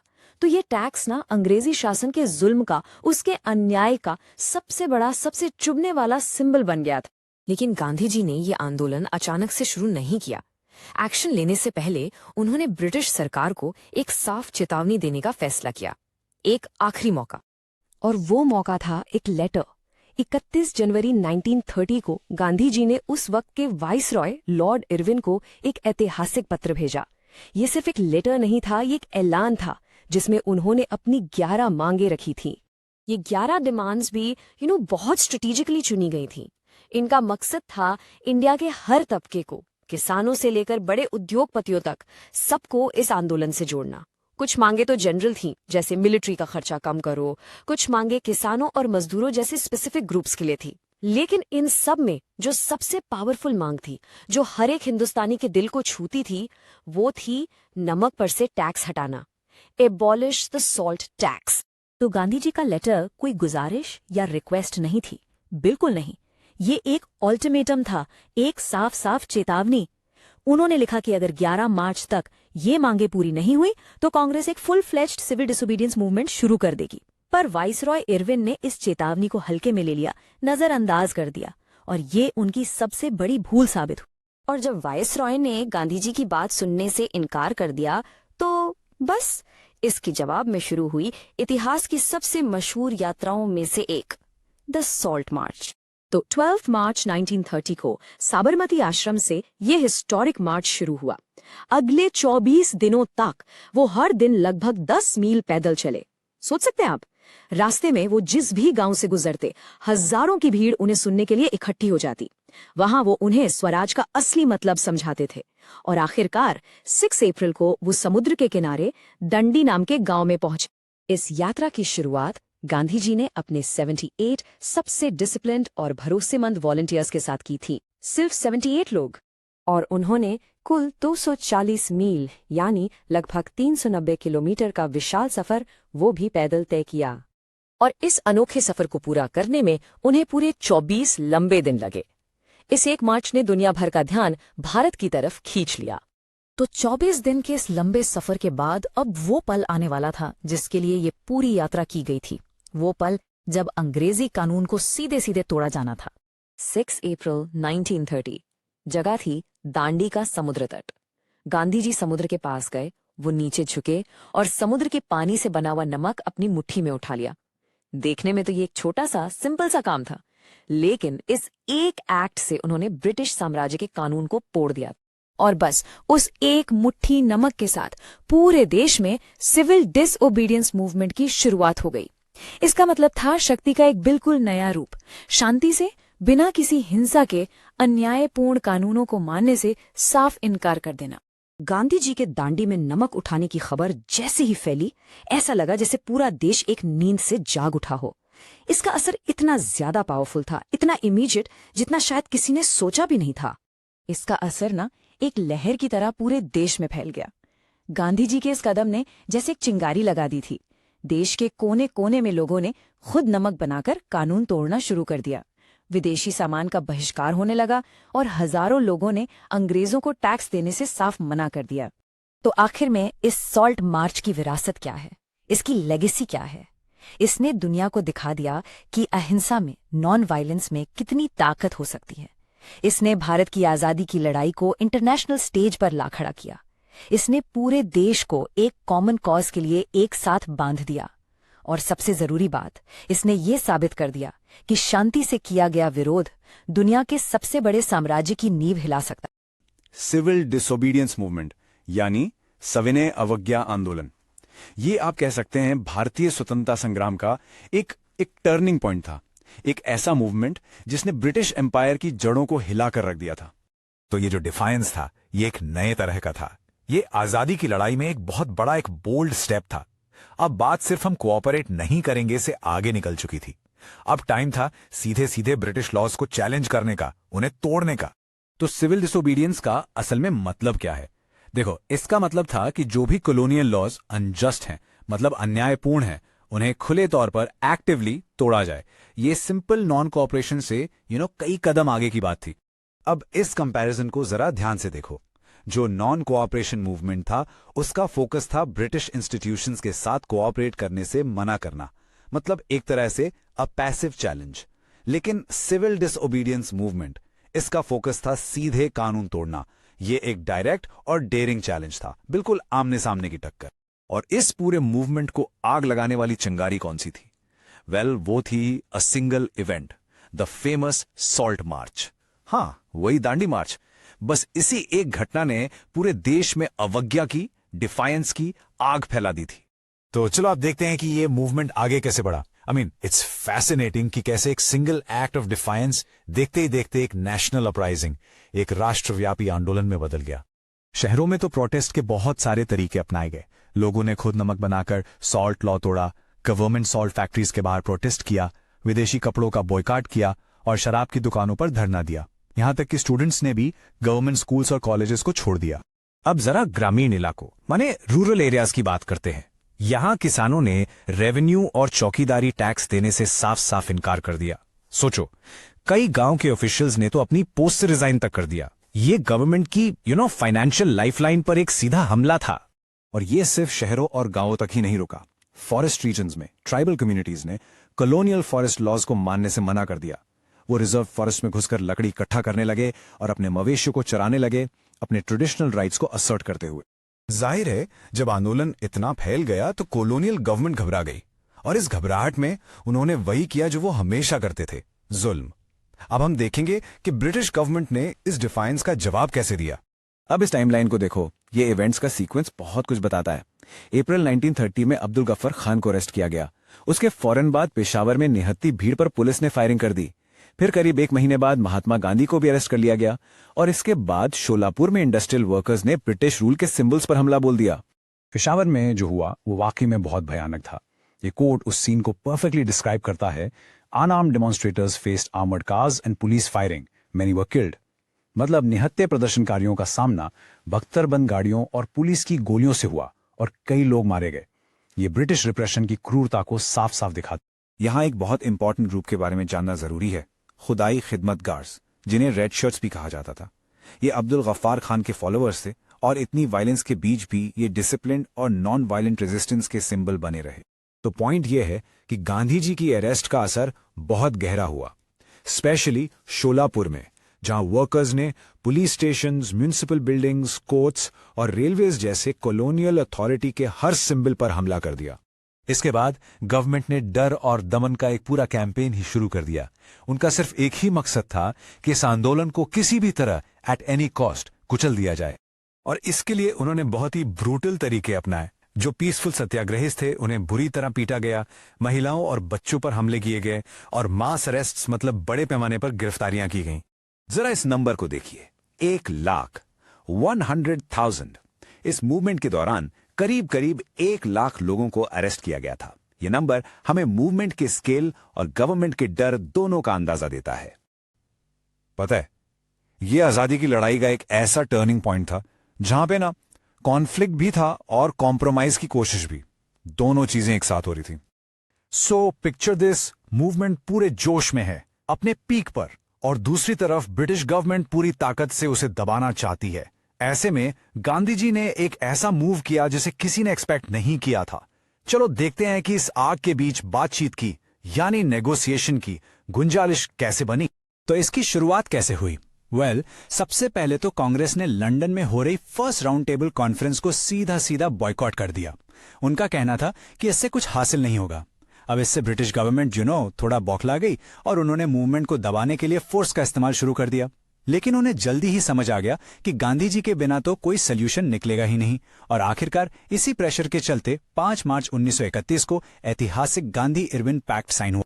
अब ये पैक्ट, इसको आप एक गिव एंड टेक अग्रीमेंट समझ सकते हो। बड़ा ही डेलिकेट बैलेंस था।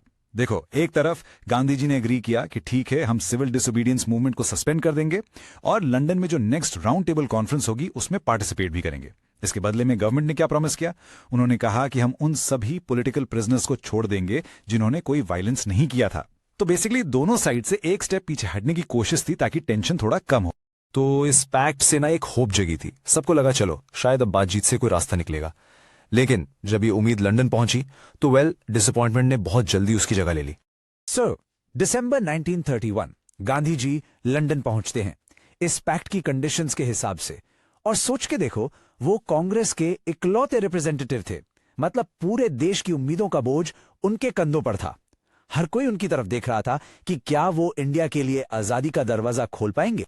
लेकिन वहां जाकर उन्हें रियलाइज हुआ कि ये सारी बातचीत तो बस एक दिखावा है। The real issue was this, British government Indians को कोई भी असली पावर देने के मूड में थी ही नहीं, बिल्कुल नहीं। वो बस छोटे मोटे रिफॉर्म्स के लिए तैयार थे, लेकिन आजादी या सेल्फ रूल जैसे बड़े सवालों पर तो बात करने को ही राजी नहीं थे। गांधी जी को बिल्कुल क्लियर हो गया कि उन्हें यहां से खाली हाथ ही लौटना पड़े। और यहां इंडिया में जब गांधी जी वापस लौटे तो सीन पूरी तरह से पलट चुका था। उनकी एब्सेंस में गवर्नमेंट ने एक नया प्लान एग्जीक्यूट किया था, रिप्रेशन का एक नया साइकिल। सोचो, जवाहरलाल नेहरू और अब्दुल गफर खान जैसे टॉप लीडर्स को ऑलरेडी जेल में डाल दिया गया था। और इतना ही नहीं, इंडियन नेशनल कांग्रेस को ही इलीगल डिक्लेयर कर दिया। मतलब अब कोई मीटिंग्स नहीं, कोई डेमोन्स्ट्रेशंस नहीं, कोई बॉयकॉट्स नहीं। ये एक क्लियर अटेम्प्ट था मूवमेंट को दोबारा शुरू होने से पहले ही खत्म करने का। तो नई और अचानक से इतनी डिफिकल्ट सिचुएशन को देखते हुए गांधी जी के लिए नेगोशिएशन के सारे दरवाजे बंद हो चुके थे। उनके पास अब एक ही रास्ता बचा था, संघर्ष का, और उन्होंने वही चुना। ये इस मूवमेंट का आखिरी फाइनल स्ट्रगल होने वाला था। सरकार इतनी सख्त थी, सारे बड़े लीडर्स जेल में थे, इसके बावजूद गांधी जी ने हार नहीं मानी। उन्होंने अनाउंस किया कि सिविल डिसोबीडियंस मूवमेंट को रीलॉन्च किया जाएगा। I mean, just think about the courage. ये एक बहुत ही बोल्ड डिसीजन था, क्योंकि इस बार उनके सामने चैलेंजेस पहले से कई गुना ज्यादा थे। लेकिन इस बार मूवमेंट में वो पहले जैसी बात नहीं थी, वो मोमेंटम नहीं था। और इसके पीछे 3 मेन रीजंस थे। नंबर 1, गवर्नमेंट का आतंक रेप्रेशन, वो लगातार फोर्स यूज कर रहे थे। इससे क्या हुआ? पॉइंट नंबर 2, लोगों का पार्टिसिपेशन गिर गया। लोग अब डर रहे थे या शायद थक गए थे, जो हमें तीसरे पॉइंट पे लाता है, इंटरनल एग्जॉशन। सोचो, सालों से ये लड़ाई चल रही थी, एक्टिविस्ट भी थक चुके थे और आम जनता भी। वो जोश, वो एनर्जी धीरे धीरे खत्म हो रही थी। और इन्हीं सब रीजंस की वजह से बाय 1934 ये movement it just lost its steam. धीरे धीरे इसकी रफ्तार भी कम हो गई, ताकत भी, और आखिरकार इसे बंद करना पड़ा। तो क्या इसका मतलब ये मूवमेंट फेल हो गया? अगर आप सिर्फ सरफेस पर देखो तो शायद आपको लगेगा हाँ, लेकिन आजादी की लड़ाई it's not a cricket match. यहां जीत या हार सिर्फ इमीडिएट रिजल्ट से नहीं नापी जाती। इसका जो असली लॉन्ग टर्म इंपैक्ट था ना, वो कहीं ज्यादा गहरा था। भले ही ये मूवमेंट ऑफिशियली रुक गया, पर इसने आजादी की लड़ाई पर एक ऐसी छाप छोड़ी जिसे मिटाया नहीं जा सकता था।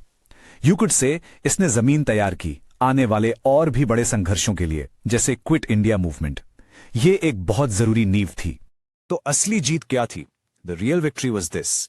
इस मूवमेंट ने आजादी के आइडिया को कुछ खास लोगों के ड्राइंग रूम से निकालकर देश के हर एक आम इंसान तक पहुंचा दिया। इसने प्रूव कर दिया कि इंडिया के ऑर्डिनरी लोग, चाहे वो किसान हो, मजदूर हो, औरतें हो, या दूर दराज के ट्राइबल कम्युनिटीज में रहने वाले लोग, अब सब पॉलिटिकली अवेयर थे। और क्रूशली, वो कॉलोनियल लॉस को चैलेंज करने के लिए, उन्हें तोड़ने के लिए तैयार थे। ये एक ऐसी पॉलिटिकल अवेकनिंग थी जिसने सच में पूरे देश को एक धागे में पिरो दिया।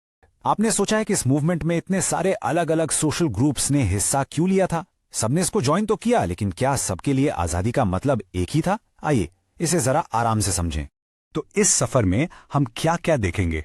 सबसे पहले हम स्वराज के इन अलग अलग विजन्स को एक्सप्लोर करेंगे। फिर हम डिटेल में जाएंगे कि अमीर किसान, गरीब किसान और शहर के बिजनेस क्लास, इन सबके मूवमेंट ज्वाइन करने के पीछे क्या वजह थी। और आखिर में इन सबको जोड़कर समझेंगे कि यह मूवमेंट इतना कॉम्प्लेक्स क्यों था। देखिए, सिविल डिसोबीडियंस मूवमेंट की सबसे दिलचस्प बात ही यही थी कि इसमें शामिल हर एक ग्रुप के लिए स्वराज यानी आजादी का मतलब बिल्कुल अलग था। हां, उन सबका दुश्मन एक था, ब्रिटिश राज, लेकिन उन सबकी अपनी अपनी लड़ाइयां थीं, अपने अपने मुद्दे थे। तो चलिए शुरू करते हैं कंट्री साइड से, गांव देहात से। यहां पर जो अमीर किसान थे, जैसे कि गुजरात के पटीदार्स और उत्तर प्रदेश के जट्स, वो इस मूवमेंट में बहुत ज्यादा एक्टिव थे। आप कह सकते हैं कि ये लोग इस आंदोलन की जान थे, इसकी रीढ़ की हड्डी थे। लेकिन क्यों? तो इनकी स्टोरी क्या थी? देखो, ये लोग आम किसान नहीं थे, ये कमर्शियल क्रॉप्स उगाते थे, मतलब बेचने के लिए, पैसा कमाने के लिए। फिर आया द ग्रेट डिप्रेशन और सब कुछ बदल गया। कीमतें आसमान से जमीन पर आ गिरी। इसका नतीजा, उनकी कैश इनकम, उनका सारा मुनाफा एकदम गायब हो गया। अब ऐसे में गवर्नमेंट का भारी भरकम रेवेन्यू कहां से चुकाते? उनके लिए नामुमकिन हो गया था, और गवर्नमेंट थी कि रेवेन्यू कम करने को तैयार ही नहीं थी। तो अब आप समझ गए होंगे इनके लिए स्वराज का असली मतलब क्या था। उनके लिए स्वराज का मतलब देश की आजादी से कहीं ज्यादा इस भारी भरकम टैक्स से आजादी था। उनकी लड़ाई सीधे सीधे गवर्नमेंट की रेवेन्यू पॉलिसी के खिलाफ थी।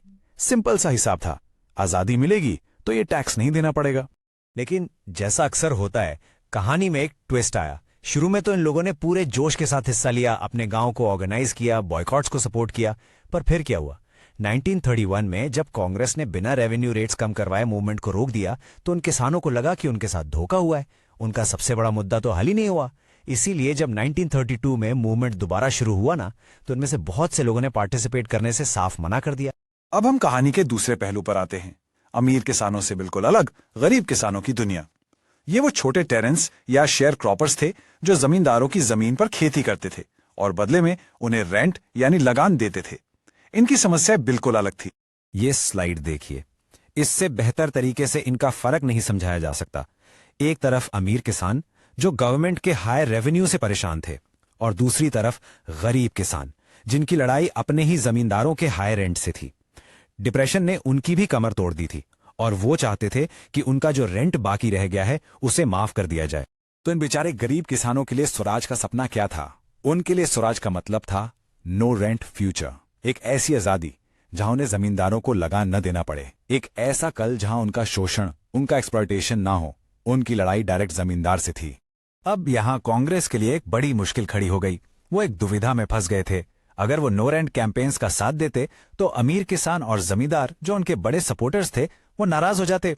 इसीलिए कांग्रेस ने इन कैंपेन्स को खुलकर सपोर्ट करने से परहेज किया, और यही वजह है कि गरीब किसानों और कांग्रेस के बीच रिश्ता कभी बहुत मजबूत नहीं हो पाया। चलिए अब गांव से निकल के शहरों की तरफ चलते हैं। यहां एक नया ग्रुप मूवमेंट में आ रहा था, a powerful business class. First world war के टाइम इंडियन मर्चेंट्स और इंडस्ट्रियलिस्ट ने खूब पैसा बनाया था, और अब वो एक फोर्स बन चुके थे। तो इनकी क्या प्रॉब्लम थी? वेल, इनकी प्रॉब्लम्स बिल्कुल अलग थी। ये लोग अंग्रेजों की ऐसी पॉलिसीज से तंग आ चुके थे जो इनके बिजनेस को आगे बढ़ने ही नहीं दे रही थी। वो चाहते थे कि विदेश से आने वाले सामान पर टैक्स लगे ताकि उनकी इंडस्ट्री को प्रोटेक्शन मिले। वो चाहते थे कि रुपए और स्टर्लिंग का एक्सचेंज रेशियो उनके फेवर में हो।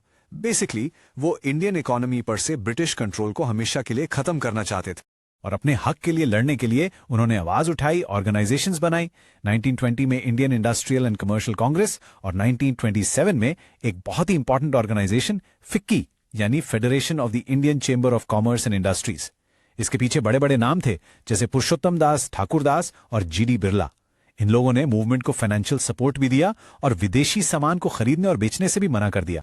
So it's pretty clear, right? इनके लिए स्वराज का मतलब था इकोनॉमिक इंडिपेंडेंस, आर्थिक आजादी, एक ऐसा फ्यूचर जहां इंडियन ट्रेड और इंडस्ट्री बिना किसी ब्रिटिश रोक टोक के, बिना किसी बांदिश के आजादी से सांस ले सके और ग्रो कर सके।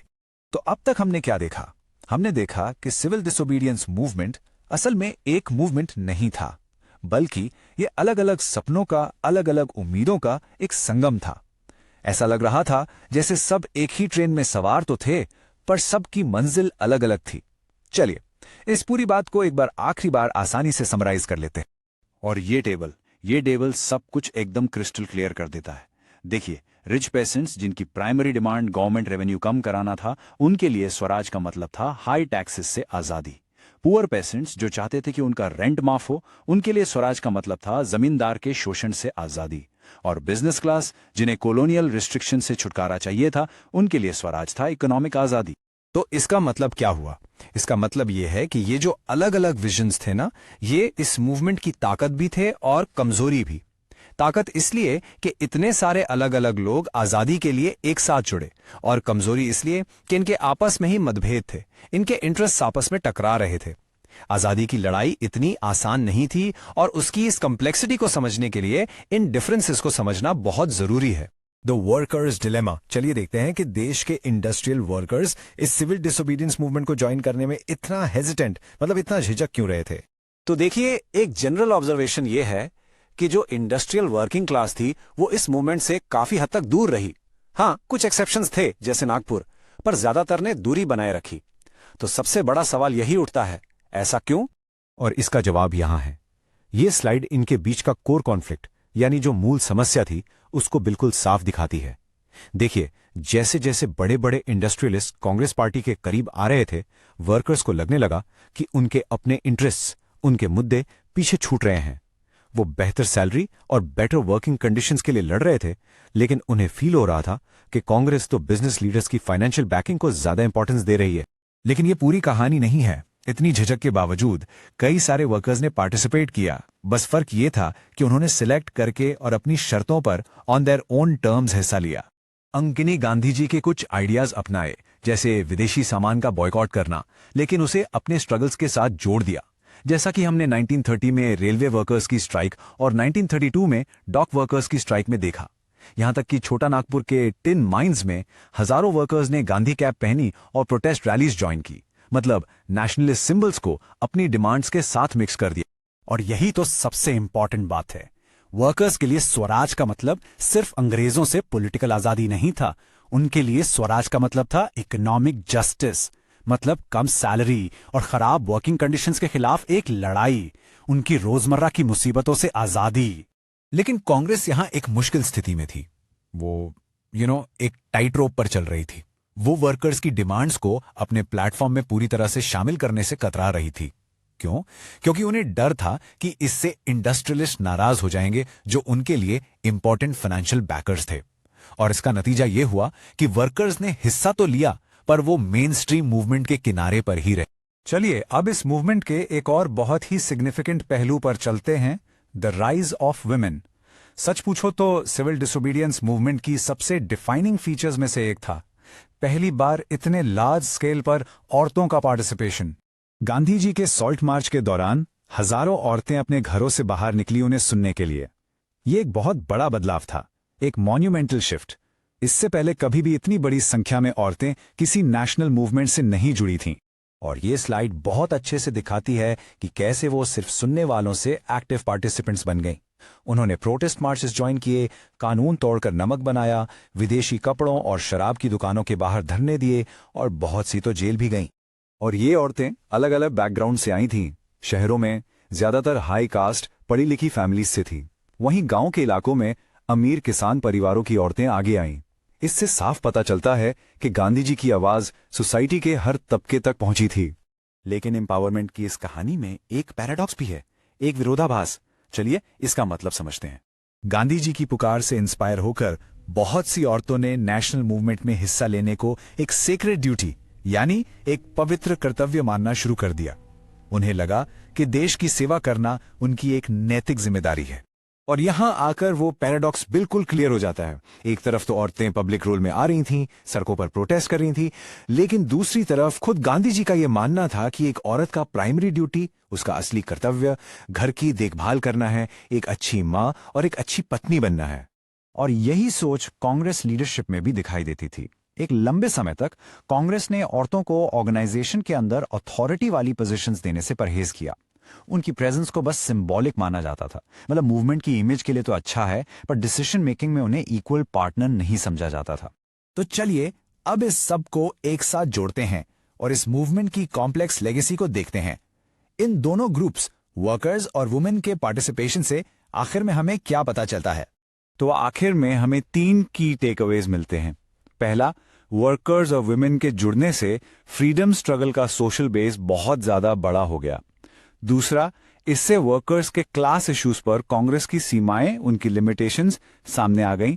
और तीसरा, इसने जेंडर रोल्स को लेकर जो गहरे कॉन्ट्रडिक्शंस थे उन्हें बिल्कुल फोकस में ला दिया। देखिए, सिविल डिसोबीडियंस मूवमेंट के टाइम पर स्वराज का नारा तो हर तरफ था, लेकिन सच्चाई ये थी कि ये आजादी का सपना हर किसी को, हर सोशल ग्रुप को एक जैसा फील नहीं हो रहा था। बहुत से लोगों के लिए तो ये एक एब्स्ट्रैक्ट आइडिया था, एक ऐसी चीज जो उनकी रोजमर्रा की जिंदगी से बहुत दूर थी। तो ये स्वराज आखिर था क्या?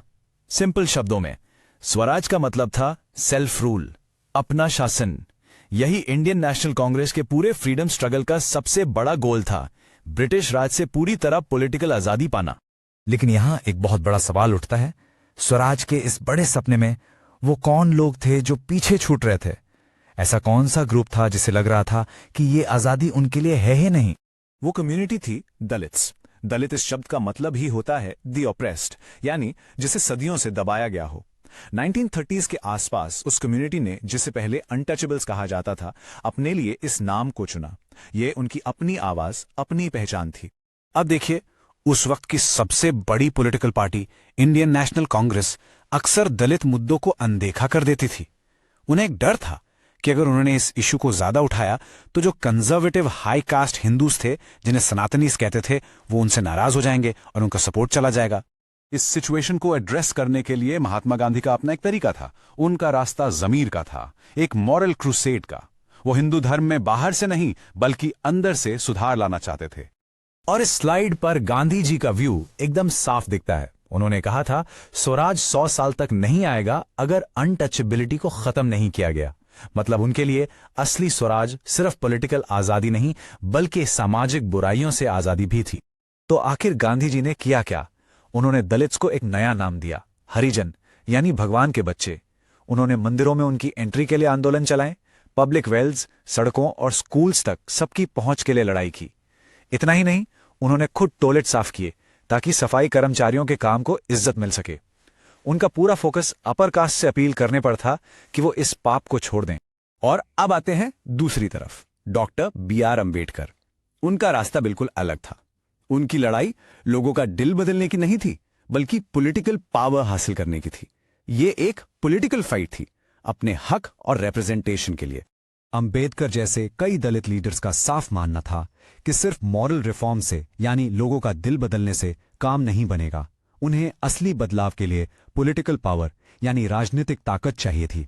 वो अपर कास्ट की दया या गुडविल पर डिपेंड नहीं रहना चाहते थे। और उनकी डिमांड्स बहुत ही क्लियर और कॉन्क्रीट थी। उन्हें एक अलग इंडिपेंडेंट दलित पॉलिटिकल ऑर्गेनाइजेशन चाहिए थी। एजुकेशनल इंस्टीट्यूशंस में रिजर्व्ड सीट्स चाहिए थी। और सबसे इंपॉर्टेंट, उन्होंने सेपरेट इलेक्टोरेट्स की मांग की। इसका मतलब था कि दलित कैंडिडेट्स के लिए सिर्फ दलित वोटर्स ही वोट डालेंगे। तो यहां पर इन दोनों लीडर्स के बीच का फर्क एकदम साफ हो जाता है। गांधी जी का रास्ता था मॉरल रिफॉर्म का, अपर कास्ट का दिल बदलना, जबकि अंबेडकर का रास्ता था पॉलिटिकल राइट्स का, कानून के जरिए पावर हासिल करना। एक सोशल इंटीग्रेशन चाहते थे तो दूसरे को गारंटीड राइट्स और पॉलिटिकल इंडिपेंडेंस चाहिए थे। अब जब दो इतनी अलग अलग सोच हों तो टकराव तो होना ही था। और ये टकराव बहुत जल्द एक ऐसे क्रिटिकल पॉइंट पर पहुंचा जहां से चीजें हमेशा के लिए बदलने वाली थीं। चलिए इस टाइमलाइन को देखते हैं। 1930 में अंबेडकर ने डिप्रेस क्लासेस एसोसिएशन बनाई। ठीक एक साल बाद 1931 में सेकेंड राउंड टेबल कॉन्फ्रेंस में उनका गांधी जी से सेपरेट इलेक्टोरेट्स के मुद्दे पर आमना सामना हुआ। फिर 1932 में एक बड़ा मोड़ आया जब ब्रिटिश गवर्नमेंट ने अंबेडकर की मांग मान ली और इसके जवाब में गांधी जी ने आमरण अनशन यानी फास्ट अनटू डेथ शुरू कर दिया। पर गांधी जी ने इतना बड़ा कदम क्यों उठाया? उन्हें एक बहुत गहरा डर था। उन्हें लगता था कि सेपरेट इलेक्टोरेट्स हिंदू समाज को हमेशा के लिए बांट देंगे, उसे कमजोर कर देंगे। इससे जो सोशल इंटीग्रेशन का प्रोसेस था वो हमेशा के लिए रुक जाएगा। गांधी जी के इस अनशन ने पूरे देश पर एक जबरदस्त प्रेशर बना दिया। अंबेडकर पर भी बहुत प्रेशर था और इसी प्रेशर के बीच एक बीच का रास्ता निकाला गया। एक समझौता हुआ जिसे आज हम पूना पैक्ट के नाम से जानते हैं। तो समझौते में हुआ क्या, ये टेबल बिल्कुल क्लियर कर देता है। अंबेडकर की ओरिजिनल डिमांड थी सेपरेट इलेक्टोरेट की, जहां सिर्फ दलित ही दलित कैंडिडेट्स को वोट करते। लेकिन पूना पैक्ट में जॉइंट इलेक्टोरेट पर सहमति बनी। इसमें सीट्स तो दलित्स के लिए रिजर्व थी, लेकिन उन्हें वोट सभी लोग डालते थे, यानी जनरल इलेक्टोरेट। पॉलिटिकल अलगाव के बजाय जनरल सिस्टम के अंदर ही उन्हें रिजर्वेशन मिला। लेकिन इस समझौते से दलित कम्युनिटी को एक बहुत बड़ा फायदा भी हुआ। पूना पैक्ट के अंडर उन्हें प्रोविंशियल लेजिस्लेचर्स में लगभग 147 रिजर्व्ड सीट्स मिली और ये नंबर ब्रिटिश गवर्नमेंट ने जो ऑफर किया था उससे अचानक लगभग डबल हो गया था। तो पूना पैक्ट हो गया, गांधी जी ने अनशन भी तोड़ दिया और सीट्स भी बढ़ गईं। लेकिन कहानी यहां खत्म नहीं हुई। इसके बाद भी बहुत से दलित लीडर्स कांग्रेस के नेशनल मूवमेंट को शक की नजर से ही देखते रहे। उनके मन में ये विश्वास कभी पूरी तरह से बैठ ही नहीं पाया। और यहीं पर हम आज एक बहुत बड़ा सवाल छोड़ जाते हैं। ठीक है, पूना पैक्ट ने पॉलिटिकल रिप्रेजेंटेशन तो दे दिया, पर क्या इसने समाज के अंदर जो सदियों से चली आ रही गहरी लड़ाई थी उसे सुलझाया? इसका जवाब शायद इतिहास आज भी तलाश कर रहा है। आज हम इंडिया के फ्रीडम स्ट्रगल के एक आप कह सकते हैं बहुत ही क्रिटिकल मोड को समझेंगे। सवाल यह है कि आखिर ऐसी क्या वजह थी कि सिविल डिसोबीडियंस मूवमेंट में मुस्लिम पार्टिसिपेशन इतना लिमिटेड, इतना कम क्यों रहा। चलिए इसको आसान बनाने के लिए हम इसे 4 पार्ट्स में तोड़कर देखते हैं। सबसे पहले वो बढ़ती हुई दरार, फिर उस दरार को भरने की कोशिश, उसके बाद हम देखेंगे कि वो कोशिश नाकाम कैसे हुई और आखिर में इस नाकामी के क्या असर हुए।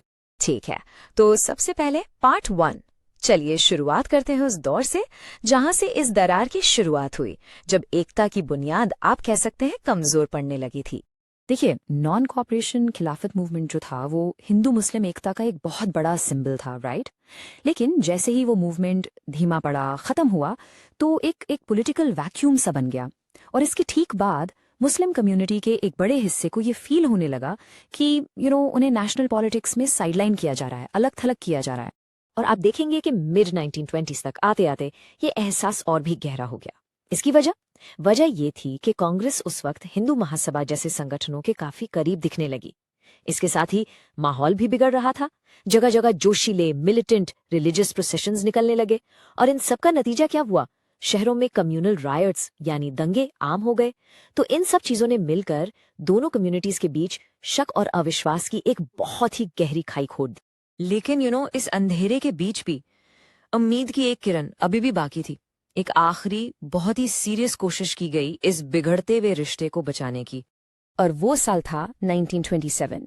ये साल एक टर्निंग पॉइंट बन सकता था। क्यों? क्योंकि इस साल कांग्रेस और ऑल इंडिया मुस्लिम लीग दोनों ने अपने मतभेद भुलाकर एक अलायंस बनाने के लिए बातचीत शुरू की। सोच के देखिए, ये एक ऐसी कोशिश थी जो शायद आगे चलकर पूरे इतिहास का रुख ही बदल सकती थी। तो इनके बातचीत के सेंटर में सबसे बड़ा मुद्दा क्या था? वो था पॉलिटिकल रिप्रेजेंटेशन का, और खास तौर पर सेपरेट इलेक्टोरेट्स की मांग। अब ये सेपरेट इलेक्टोरेट्स है क्या? बेसिकली ये एक ऐसा सिस्टम था जिसमें मुस्लिम वोटर्स सिर्फ मुस्लिम कैंडिडेट्स को ही वोट कर सकते थे। मुस्लिम लीग के लिए ये एक बहुत जरूरी चीज थी। अपनी कम्युनिटी की आइडेंटिटी और उनके पॉलिटिकल इंटरेस्ट्स को प्रोटेक्ट करने का एक जरिया था। और तभी इस स्टोरी में एक बहुत ही इंटरेस्टिंग मोड़ आया। मुस्लिम लीग के सबसे बड़े लीडर्स में से एक मोहम्मद अली जिन्ना ने इस दरार को भरने के लिए एक कदम आगे बढ़ाया। उन्होंने आप कह सकते हैं एक बड़ा कॉम्प्रोमाइज ऑफर किया। वो कहने लगे, ठीक है, हम सेपरेट इलेक्टोरेट्स की डिमांड छोड़ने को तैयार हैं। ये बहुत बड़ी बात थी, लेकिन इसके बदले में उन्होंने 2 जरूरी शर्तें रखी। पहली शर्त, सेंट्रल असेंबली में मुस्लिम्स के लिए सीट्स रिजर्व की जाएं, और दूसरी, बंगाल और पंजाब जैसे मुस्लिम मेजॉरिटी प्रोविंसेस में उन्हें पॉपुलेशन के प्रोपोर्शन में रिप्रेजेंटेशन मिले। तो ये एक बहुत बड़ा कदम था कॉम्प्रोमाइज की तरफ। लेकिन अफसोस, ये उम्मीदों से भरी कोशिश टूट गई। चलिए देखते हैं कैसे। सोचने वाली बात है, इतना बड़ा कॉम्प्रोमाइज, इतनी उम्मीद, आखिर फेल कैसे हो गया? डील कोलैप्स क्यों हो गई? इसका जवाब मिलता है 1928 की ऑल पार्टीज कॉन्फ्रेंस में। इस कॉन्फ्रेंस में हिंदू महासभा के MR जयकार ने इस कॉम्प्रोमाइज का आप कह सकते हैं बहुत ही जोर शोर से विरोध किया। उनके हिसाब से धर्म के बेसिस पर किसी भी तरह का रिजर्वेशन देश की यूनिटी के लिए आगे चलकर एक बड़ा खतरा बन सकता था। और बस इस विरोध के बाद समझौते की सारी उम्मीदें खत्म हो गईं। एकता का वो सपना वहीं टूट गया, और इसके जो परिणाम हुए वो बहुत दूर तक और बहुत गहरे होने वाले थे। तो सवाल यह है कि इस टूटी हुई उम्मीद का, इस फेल्ड नेगोशिएशन का अंजाम क्या हुआ? इसका सीधा असर पड़ा आने वाले सबसे बड़े आंदोलनों में से एक, यानी सिविल डिसोबीडियंस मूवमेंट पर। हुआ ये कि पहली बात, दोनों कम्युनिटीज के बीच शक और अविश्वास की दीवार और भी ऊंची हो गई। दूसरा, कांग्रेस से अलग थलग महसूस करते हुए बहुत से मुस्लिम लीडर्स और आम लोगों ने यूनाइटेड स्ट्रगल की पुकार को अनसुना कर दिया, कोई खास रिस्पॉन्स ही नहीं दिया। और तीसरी और शायद सबसे इंपॉर्टेंट बात, उनके मन में ये डर घर कर गया कि आजाद इंडिया में हिंदू मेजॉरिटी के नीचे उनकी कल्चर, उनकी आइडेंटिटी कहीं दबकर ही न रह जाए। तो इसका आखिरी नतीजा क्या निकला? Civil disobedience movement. सोचिए, इतना विशाल, इतना पावरफुल होने के बाद भी अपनी हदों को, अपनी लिमिटेशंस को सामने ले आया। वो एक सच्चा, पूरी तरह से इंक्लूसिव नेशनल स्ट्रगल नहीं बन पाया। चलिए अगला टॉपिक देखते हैं, the sense of collective belonging. तो सवाल ये है कि इंडिया जैसे डाइवर्स देश में, जहां इतनी अलग अलग भाषाएं, धर्म और बैकग्राउंड्स हैं, लोगों के बीच एक देश होने का एहसास, यानी एक नेशनल आइडेंटिटी, आखिर बनी कैसे? इसी फीलिंग को हम कहते हैं कलेक्टिव बिलोंगिंग। ये वो शेयर्ड विश्वास है कि आप सब एक ही देश का हिस्सा हैं, एक ऐसी यूनिटी जो आपकी रीजन, लैंग्वेज या रिलीजन से भी ऊपर है। सोच लीजिए, ये वो अनदेखा धागा है जो लाखों लोगों को एक साथ जोड़ता है। और ये फीलिंग रातों रात नहीं आई। इसे बहुत ध्यान से अलग अलग कल्चरल प्रोसेसेस के जरिए बनाया गया। ये एक कॉन्शियस एफर्ट था जिसमें कहानियों, गीतों और पावरफुल सिंबल्स के थ्रू एक नेशनल आइडेंटिटी गढ़ी गई ताकि वो लोगों के इमोशन से सीधा जुड़ सके। इस कलेक्टिव आइडेंटिटी को बनाने का सबसे पावरफुल टूल था एक नेशनल सिंबल को क्रिएट करना, और इंडिया में ये सिंबल बना भारत माता यानी मदर इंडिया का रूप। एक ऐसी इमेज जिसे पूरे देश को एक रिलेटेबल फॉर्म में रिप्रेजेंट करने के लिए डिजाइन किया गया था। ये नेशन बिल्डिंग का एक बहुत ही इंपॉर्टेंट प्रिंसिपल है। किसी भी देश की पहचान को अक्सर एक ऐसी फिगर में उतारा जाता है जिसे लोग आसानी से पहचान ले और उसके साथ इमोशनली कनेक्ट कर पाएं। बेसिकली इससे एक नेशन के एब्स्ट्रैक्ट आइडिया को एक चेहरा मिल जाता है जो उसे ज्यादा रियल और पर्सनल बना देता है। इंडिया में इस नेशनल इमेज को बनाने की जर्नी एक तस्वीर से नहीं बल्कि एक आवाज से शुरू हुई। मदरलैंड को डेडिकेट किया गया एक पावरफुल गीत जिसने जल्द ही पूरे मूवमेंट की आत्मा को पकड़ लिया। वो गीत था वंदे मातरम। इसकी जर्नी, जैसे कि आप इस स्लाइड पर देख सकते हैं, काफी ट्रांसफॉर्मेटिव थी। इसे 1870s में राइटर बंकिम चंद्र चट्टोपाध्याय ने लिखा था। इसे ज्यादा पहचान तब मिली जब उन्होंने इसे अपनी फेमस नॉवल आनंद मठ में शामिल किया, लेकिन इसमें असली आग तब लगी जब बंगाल के स्वदेशी मूवमेंट के दौरान ये नेशनलिस्ट के लिए एक पावरफुल नारा, एक यूनिफाइंग एंथम बन गया। स्वदेशी मूवमेंट के पावरफुल इमोशंस और वंदे मातरम गीत से इंस्पायर होकर आर्टिस्ट अबनींद्रनाथ टैगोर ने इस स्पिरिट को एक विजुअल रूप दिया। उन्होंने भारत माता की अपनी फेमस इमेज पेंट की और इस तरह गीत की फीलिंग को एक ऐसी पावरफुल इमेज में बदल दिया जिसे लोग देख सकते थे और पूजा कर सकते थे। टैगोर की ओरिजिनल पेंटिंग में भारत माता को एक एस्थेटिक फिगर की तरह दिखाया गया है, यानी एक ऐसी व्यक्ति जो सेल्फ डिसिप्लिन्ड और लगभग एक सन्यासी जैसी है। वो शांति, स्पिरिचुअलिटी और एक डिवाइन शक्ति का प्रतीक है, ना कि किसी पॉलिटिकल अग्रेशन या मिलिट्री पावर का। तो ये इमेज आखिर क्या सिंबलाइज करती थी? ये प्योरिटी और सैक्रिफाइस के साथ साथ एक गहरी डिवाइन शक्ति को रिप्रेजेंट करती थी। और सबसे इंपॉर्टेंट बात, ये पॉलिटिकल पावर का सिंबल नहीं था बल्कि शांति और स्पिरिचुअलिटी का था। ये इमेज ये बताती थी कि इंडिया की असली ताकत उसके पुराने कल्चर और विश्वास में है, जो ब्रिटिश एम्पायर की मिलिट्री शक्ति से बिल्कुल अलग था। ये स्लाइड एक बहुत ही जरूरी बदलाव दिखाती है।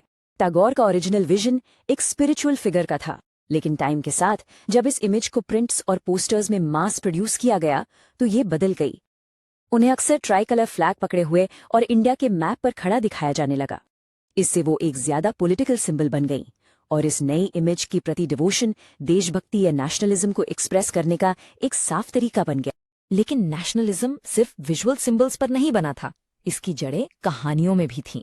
देश की आत्मा को उसके पुराने और रिच फोकलोर यानी लोक कथाओं के जरिए फिर से खोजा जा रहा था। 19th सेंचुरी के आखिर में नेशनलिस्ट्स को ये विश्वास हो गया था कि इंडिया की असली रूह गांव में मौजूद लोक कथाओं, गीतों और कहानियों में मिलती है। उन्होंने इसे एक ऑथेंटिक स्वदेशी कल्चर के रूप में देखा जो उनके हिसाब से वेस्टर्न कॉलोनियल इन्फ्लुएंस से बिल्कुल प्योर और अनटच था। इस विश्वास ने एक बहुत जरूरी मिशन को जन्म दिया।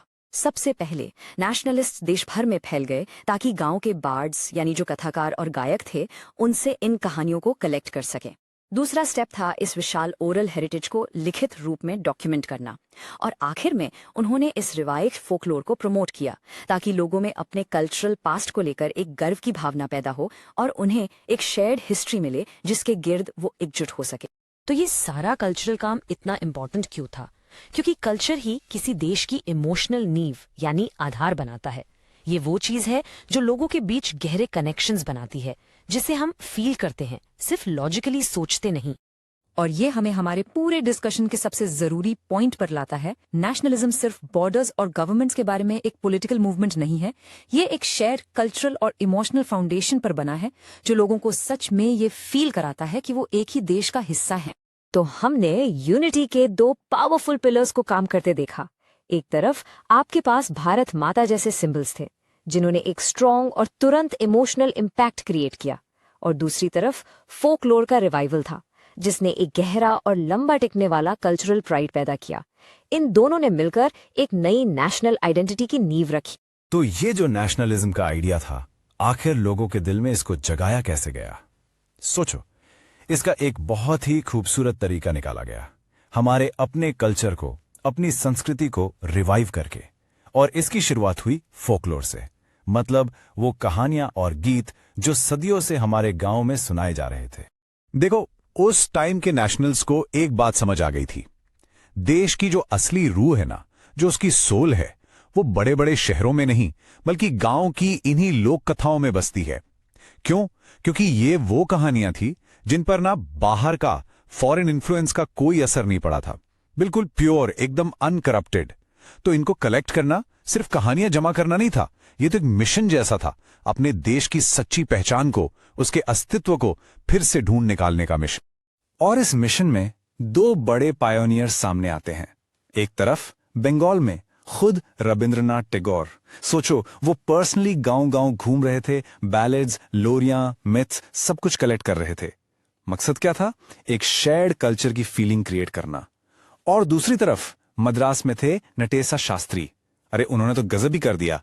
उन्होंने एक मैसिव 4 वॉल्यूम का कलेक्शन पब्लिश किया जिसका नाम था the folklore of southern India. 4 volumes, can you imagine? और नातेसा शास्त्री का जो बिलीफ था ना, वो माइंड ब्लोइंग था। उनका साफ कहना था कि ये जो फोकलोर है, ये सिर्फ कहानियां नहीं है, ये हमारा नेशनल लिटरेचर है, असली नेशनल लिटरेचर। वो कहते थे, फोकलोर लोगों की असली सोच और उनके कैरेक्टर का सबसे भरोसेमंद आईना है। मतलब, अगर आपको जानना है कि लोग असली में क्या सोचते हैं, उनका नेचर कैसा है, तो इन्हीं कहानियों को पढ़ो। इससे ज्यादा सच्चाई कहीं नहीं मिलेगी, है ना? कितनी गहरी बात। तो ठीक है, कहानियों से लोगों के दिल तो जुड़ रहे थे, लेकिन एकता के लिए एक विजुअल पहचान भी तो जरूरी थी, राइट? एक ऐसी चीज जिसे देखकर ही सबके अंदर एक जोश, एक गर्व की लहर दौड़ जाए। और यहां एंट्री होती है नेशनल सिंबल्स की, यानी प्रतीक। सबसे इंपॉर्टेंट, एक झंडा, एक निशान जिसके नीचे पूरा देश एक साथ खड़ा हो सके। और हमारा झंडा भी एक ही बार में फाइनल नहीं हो गया। इसकी भी एक जर्नी है, ये इवॉल्व हुआ। जैसे स्वदेशी मूवमेंट के टाइम एक ट्राई कलर झंडा बना था। उसके रंग थे लाल, हरा और पीला। उस पे 8 कमल के फूल बने थे, जो उस वक्त ब्रिटिश इंडिया के 8 प्रोविंसेस को रिप्रेजेंट करते थे। और एक क्रेसेंट मून भी था, हिंदू मुस्लिम यूनिटी का सिंबल। फिर 1921 में महात्मा गांधी ने डिजाइन किया स्वराज फ्लैग। इसके रंग अलग थे, लाल, हरा और सफेद। और स्वराज फ्लैग के बिल्कुल सेंटर में, इसके दिल में था एक चरखा, द स्पिनिंग व्हील। देखो, ये चरखा सिर्फ एक ड्राइंग नहीं था, ये गांधी जी के सबसे बड़े आइडियल का सिंबल था, सेल्फ हेल्प का, आत्मनिर्भरता का। इसका मैसेज एकदम क्लियर था, सेल्फ रिलायंस, अपना काम खुद करो, डिग्निटी ऑफ लेबर, मेहनत की इज्जत करो। और सबसे इंपॉर्टेंट, इकोनॉमिक इंडिपेंडेंस, अंग्रेजों पर डिपेंड मत रहो, अपने कपड़े खुद बनाओ। It was a revolution in itself. और फिर इस झंडे को हाथ में थामकर मार्च पर निकलना, प्रोटेस्ट्स में इसे शान से ऊंचा उठाना, ये सिर्फ झंडा लहराना नहीं था, ये अंग्रेजी हुकूमत के चेहरे पर एक चैलेंज था, एक एक्ट ऑफ डिफायंस। ये झंडा अब विद्रोह का, अपने हक के लिए लड़ने का सबसे बड़ा सिंबल बन चुका था। ओके, तो हमने फोकलोर की बात कर ली जिससे दिल जुड़े, हमने सिंबल्स यानी झंडे की बात कर ली जिससे एक पहचान मिली। अब आते हैं तीसरे और शायद सबसे पावरफुल तरीके पर, और वो था अपनी हिस्ट्री को, अपने इतिहास को रिक्लेम करना, उस पर गर्व करना सीखना। देखिए, प्रॉब्लम क्या थी? ब्रिटिश लोग जो हिस्ट्री लिखते थे उसमें वो इंडियंस को हमेशा कैसे दिखाते थे? बैकवर्ड, प्रिमिटिव, ऐसे लोग जो अपना देश खुद चला ही नहीं सकते, they are incapable of governing themselves. और जब आपको बार बार यही बताया जाए तो आपका कॉन्फिडेंस टूट जाता है। इस झूठी कहानी को, इस नैरेटिव को तोड़ना बहुत जरूरी था। तो इसके जवाब में इंडियन हिस्टोरियंस और नेशनलिस्ट्स ने हिस्ट्री के पन्नों को दोबारा खोला। उन्होंने दुनिया को और सबसे पहले खुद अपने लोगों को याद दिलाया हमारे ग्लोरियस पास्ट के बारे में, हमारी अचीवमेंट्स आर्ट और आर्किटेक्चर में, साइंस और मैथमेटिक्स में, मेडिसिन हो या फिलॉसफी। उन्होंने एक नया नैरेटिव सेट किया कि हम एक महान सभ्यता थे और हमारा डिक्लाइन सिर्फ इसलिए हुआ क्योंकि हम पर विदेशी शासन हुआ। इस एक सोच ने लोगों के अंदर सोए हुए सेल्फ रिस्पेक्ट को, उस गर्व को फिर से जिंदा कर दी। सब कुछ बहुत अच्छा लग रहा है ना? एकता बध रही थी, प्राइड फील हो रहा था, लेकिन हर कहानी में एक बट होता है। यहां भी एक बहुत बड़ा चैलेंज था। सवाल यह था कि यूनिटी लाने की ये जो कोशिशें हो रही थी, क्या वो सच में इंक्लूसिव थी? क्या वो हर किसी को अपने साथ जोड़ पा रही थी? मैटलैब सीधा सा सवाल यही था, ये जो सिंबल्स बनाए जा रहे थे, ये जो हिस्ट्री ग्लोरीफाई हो रही थी, क्या वो देश के हर कम्युनिटी के इंसान को अपना सा लग रहा था? और यहीं पर एक अहम मुद्दा सामने आया, द प्रॉब्लम ऑफ एक्सक्लूजन। हो ये रहा था कि जिस हिस्ट्री को ग्लोरीफाई किया जा रहा था वो ज्यादातर एंशिएंट हिंदू पास्ट पर फोकस थी। जो इमेजेस और सिंबल्स इस्तेमाल हो रहे थे वो भी अक्सर हिंदू आइकॉनोग्राफी से आते थे। इसका नतीजा ये हुआ कि दूसरी कम्युनिटीज के लोग, खास तौर पर मुस्लिम्स, उन्हें कभी कभी ऐसा लगने लगा जैसे वो इस नेशनल स्टोरी का हिस्सा नहीं है, वो थोड़ा लेफ्ट आउट फील करने लगे। तो इन सब चीजों को अगर हम जोड़कर देखें तो एक बात साफ होती है, नेशनलिज्म अब सिर्फ एक पॉलिटिकल आइडिया, एक राजनीतिक विचार नहीं रह गया था, वो लोगों के लिए एक गहरा इमोशनल एक्सपीरियंस बन चुका था।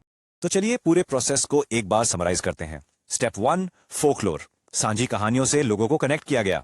स्टेप 2, सिंबल्स, झंडे जैसे पावरफुल आइकन से एक कॉमन आइडेंटिटी बनाई गई। स्टेप 3, हिस्ट्री, अपने पास्ट को रीइंटरप्रेट करके लोगों में प्राइड और सेल्फ रिस्पेक्ट जगाया गया। और इन तीनों चीजों ने मिलकर क्या किया, उन्होंने नेशनलिज्म को एक इमोशनल कनेक्शन में बदल दिया, एक ऐसी फीलिंग जिसे लोग अपने दिल में महसूस करते थे। हाँ, इसमें कुछ चैलेंजेस थे, सबको साथ लेकर चलने में मुश्किलें थी, लेकिन आग तो लग चुकी थी। सोचो, एक तरफ तो सब एक साथ थे, एक ही दुश्मन के खिलाफ, पर दूसरी तरफ सबके दिल में आजादी के सपने अलग अलग थे। तो चलिए इसी अनोखी कॉम्प्लेक्स कहानी को थोड़ा आसान करके समझते हैं। तो सबसे पहले आइए देखते हैं सेक्शन 1, अ कॉमन एंगर। सवाल यह है कि आखिर वो क्या था, वो कौन सी ऐसी ताकत थी जिसने इतने सारे अलग अलग लोगों को, किसानों को, बिजनेसमैन को, आदिवासियों को, सबको एक साथ लाकर खड़ा कर दिया? जवाब बहुत सिंपल है, एक साझा गुस्सा। देखिए 20th सेंचुरी की शुरुआत में ना कॉलोनियल गवर्नमेंट के खिलाफ लोगों का गुस्सा बस बढ़ता ही जा रहा था। It was a boiling point, और यही गुस्सा आप समझ लीजिए एक फेविकॉल की तरह काम कर रहा था। इसने अलग अलग सोच वाले, अलग अलग बैकग्राउंड वाले ग्रुप्स और क्लासेस को एक कॉमन स्ट्रगल के लिए एक साथ जोड़ दिया।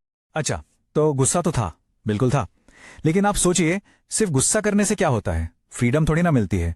उस गुस्से को, उस एनर्जी को एक डायरेक्शन देना, एक रास्ता दिखाना जरूरी था। और बस यहीं पर ऑर्गेनाइज लीडरशिप का रोल सुपर इंपॉर्टेंट हो जाता है। तो आइए देखते हैं सेक्शन 2, फॉर्जिंग नेशनल यूनिटी। और जब हम लीडरशिप की बात करते हैं तो सबसे बड़ा नाम सामने आता है कांग्रेस पार्टी का, जिसे लीड कर रहे थे महात्मा गांधी। कांग्रेस ने क्या किया? उन्होंने लोगों की जो अलग अलग शिकायतें थीं, उनके दुख थे, उन सबको एक प्लेटफॉर्म दिया, एक चैनल दिया। उन्होंने इस बिखरे हुए गुस्से को एक ऑर्गेनाइज मूवमेंट की शक्ल दी।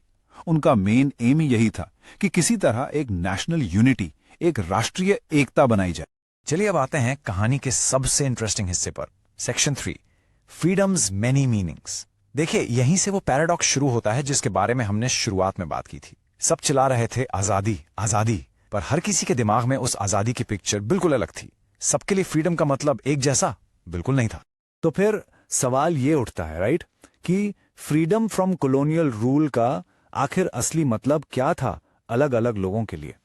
क्या एक किसान और एक बड़ा शहरी बिजनेसमैन, क्या वो दोनों एक ही चीज मांग रहे थे? चलिए देखते हैं। एक किसान से पूछते तो उसके लिए आजादी का मतलब बिल्कुल साफ था, भारी भरकम रेंट से छुटकारा, अत्याचारी जमींदारों से मुक्ति।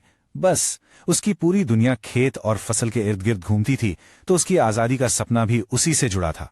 अब दूसरी तरफ आइए, बिजनेस क्लास। उनके लिए आजादी का मतलब था इकोनॉमिक फ्रीडम। वो चाहते थे कि अंग्रेजों ने जो बिजनेस पर इतने रिस्ट्रिक्शंस लगा रखे हैं वो सब खत्म हो जाएं। उनको एक लेवल प्लेइंग फील्ड चाहिए था, जहां विदेशी कंपनीज को एक्स्ट्रा फायदा ना मिले और उनका अपना बिजनेस ग्रो कर सके। और फिर आती हैं ट्राइबल कम्युनिटीज, यानी हमारे आदिवासी भाई बहन। उनके लिए तो आजादी का मतलब बिल्कुल ही अलग था। उनके लिए आजादी थी अपने जंगल वापस पाना। अंग्रेजों ने उनके घर, उनके जंगल उनसे छीन लिए थे। वो तो बस अपनी ट्रेडिशनल लाइफ, अपनी परंपराओं को वापस जीना चाहते थे, सिंपल। तो यहां आप साफ साफ देख सकते हैं, एक तरफ किसान हैं जिन्हें टैक्स और कर्ज से रिलीफ चाहिए, दूसरी तरफ इंडस्ट्रियलिस्ट्स हैं जिन्हें बिजनेस के अनफेयर लॉज हटवाने हैं। दोनों फ्रीडम मांग रहे हैं, लेकिन उनके गोल्स एकदम अलग हैं। और जब गोल्स अलग होते हैं तो क्या होता है? कॉन्फ्लिक्ट, टकराव। उनकी मांगों में आपस में भी फ्रिक्शन होता था। और इसी कॉन्फ्लिक्ट से हम आते हैं अपने अगले सेक्शन पर, section 4, the cycle of conflict.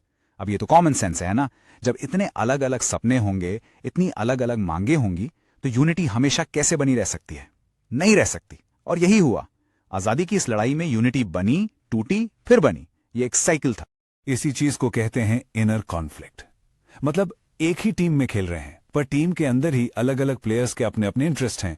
उनकी वजह से आपस में फ्रिक्शन हो रहा है, डिसएग्रीमेंट्स हो रहे हैं। दुश्मन तो एक था, कॉलोनियल रूल, पर अंदर भी छोटी छोटी लड़ाइयां चल रही थीं।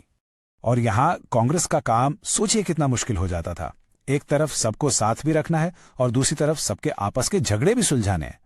वो कंटिन्यूअसली कोशिश करते थे कि इन ग्रुप्स के बीच के डिफरेंसेस को आराम से रिजॉल्व किया जाए। उन्हें हमेशा ये बैलेंस करना पड़ता था कि अगर एक ग्रुप की बात मानी तो कहीं दूसरा ग्रुप रूठ कर चला ना जाए। ये एक बहुत ही डेलिकेट रस्सी पे चलने जैसा काम था। इसी बैलेंसिंग एक्ट की वजह से हमारी आजादी की लड़ाई कभी भी एक स्ट्रेट लाइन में नहीं चली, बिल्कुल नहीं।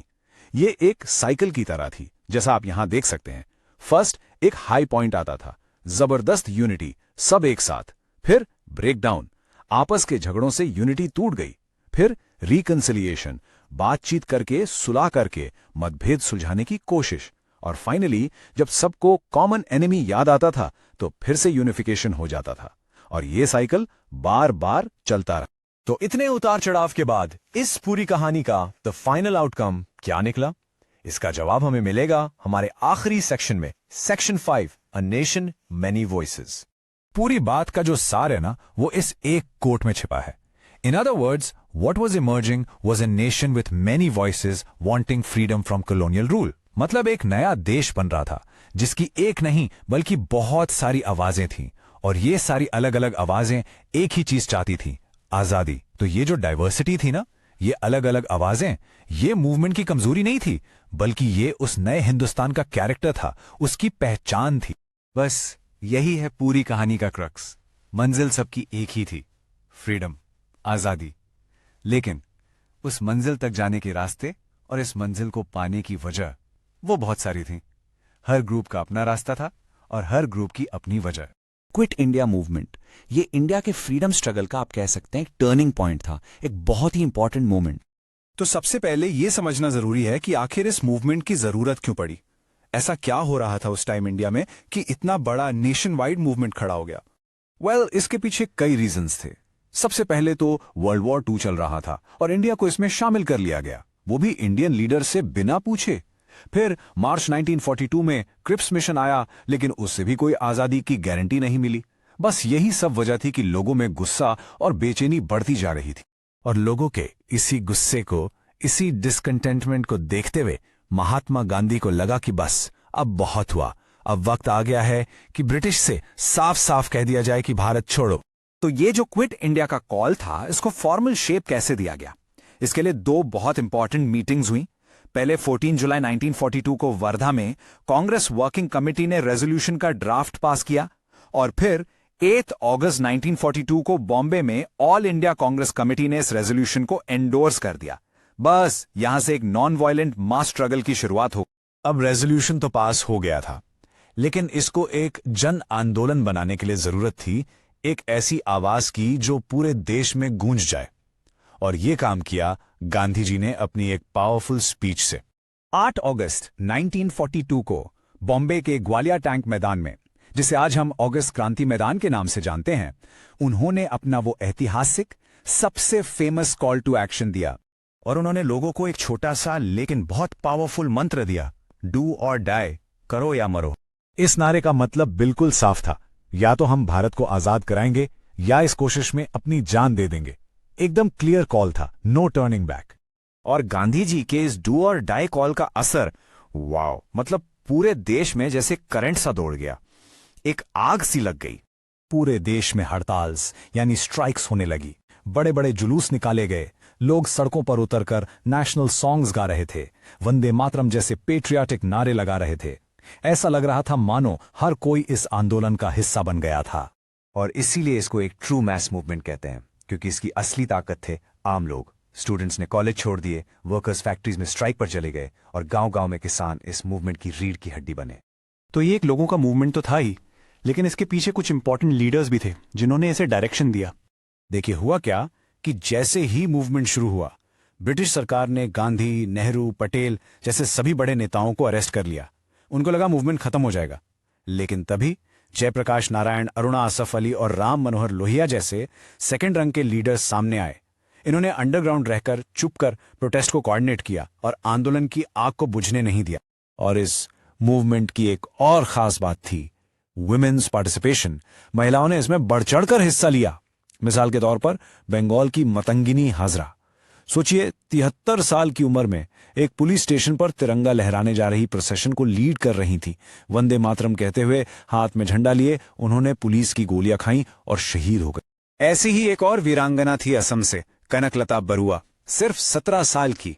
वो भी मृत्यु बहिनी यानी डेथ स्क्वाड को लीड करते हुए एक पुलिस स्टेशन पर तिरंगा फहराने गई थी। उन्हें भी गोली मार दी गई। उनकी ये शहादत, उनका करेज आज भी एक मिसाल है। और इनके अलावा भी ओडिशा में रमा देवी जैसी कई महिलाएं आगे आईं। उन्होंने ना सिर्फ मूवमेंट को सपोर्ट किया बल्कि दूसरी महिलाओं को भी इसके लिए ऑर्गेनाइज किया। इनफैक्ट उन्हें उनकी पूरी फैमिली के साथ अरेस्ट कर लिया गया था। तो अब सवाल उठता है कि इतने बड़े, इतने वाइड स्प्रेड मूवमेंट को देखकर ब्रिटिश ने क्या किया? How did they respond? Well, उनका रिस्पॉन्स बहुत ही ब्रूटल था। उन्होंने इस आंदोलन को कुचलने के लिए पूरी ताकत झोंक दी। 1 लाख से ज्यादा लोगों को अरेस्ट किया गया, अनआर्म्ड भीड़ पर गोलियां चलाई गईं, लोगों पर भारी जुर्माने लगाए गए और इंडियन नेशनल कांग्रेस को ही एक गैर कानूनी एसोसिएशन घोषित कर दिया गया। लेकिन इतनी कोशिशों के बाद भी, इतने फोर्स के इस्तेमाल के बाद भी ब्रिटिश सरकार को इस मूवमेंट को दबाने में 1 साल से ज्यादा लग गया। और यही इस आंदोलन की सबसे बड़ी जीत थी।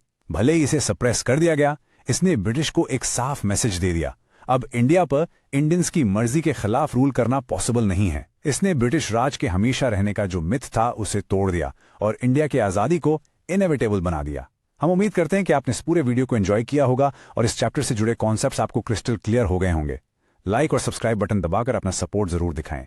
अगले वीडियो में मिलते हैं, तब तक के लिए बाय बाय।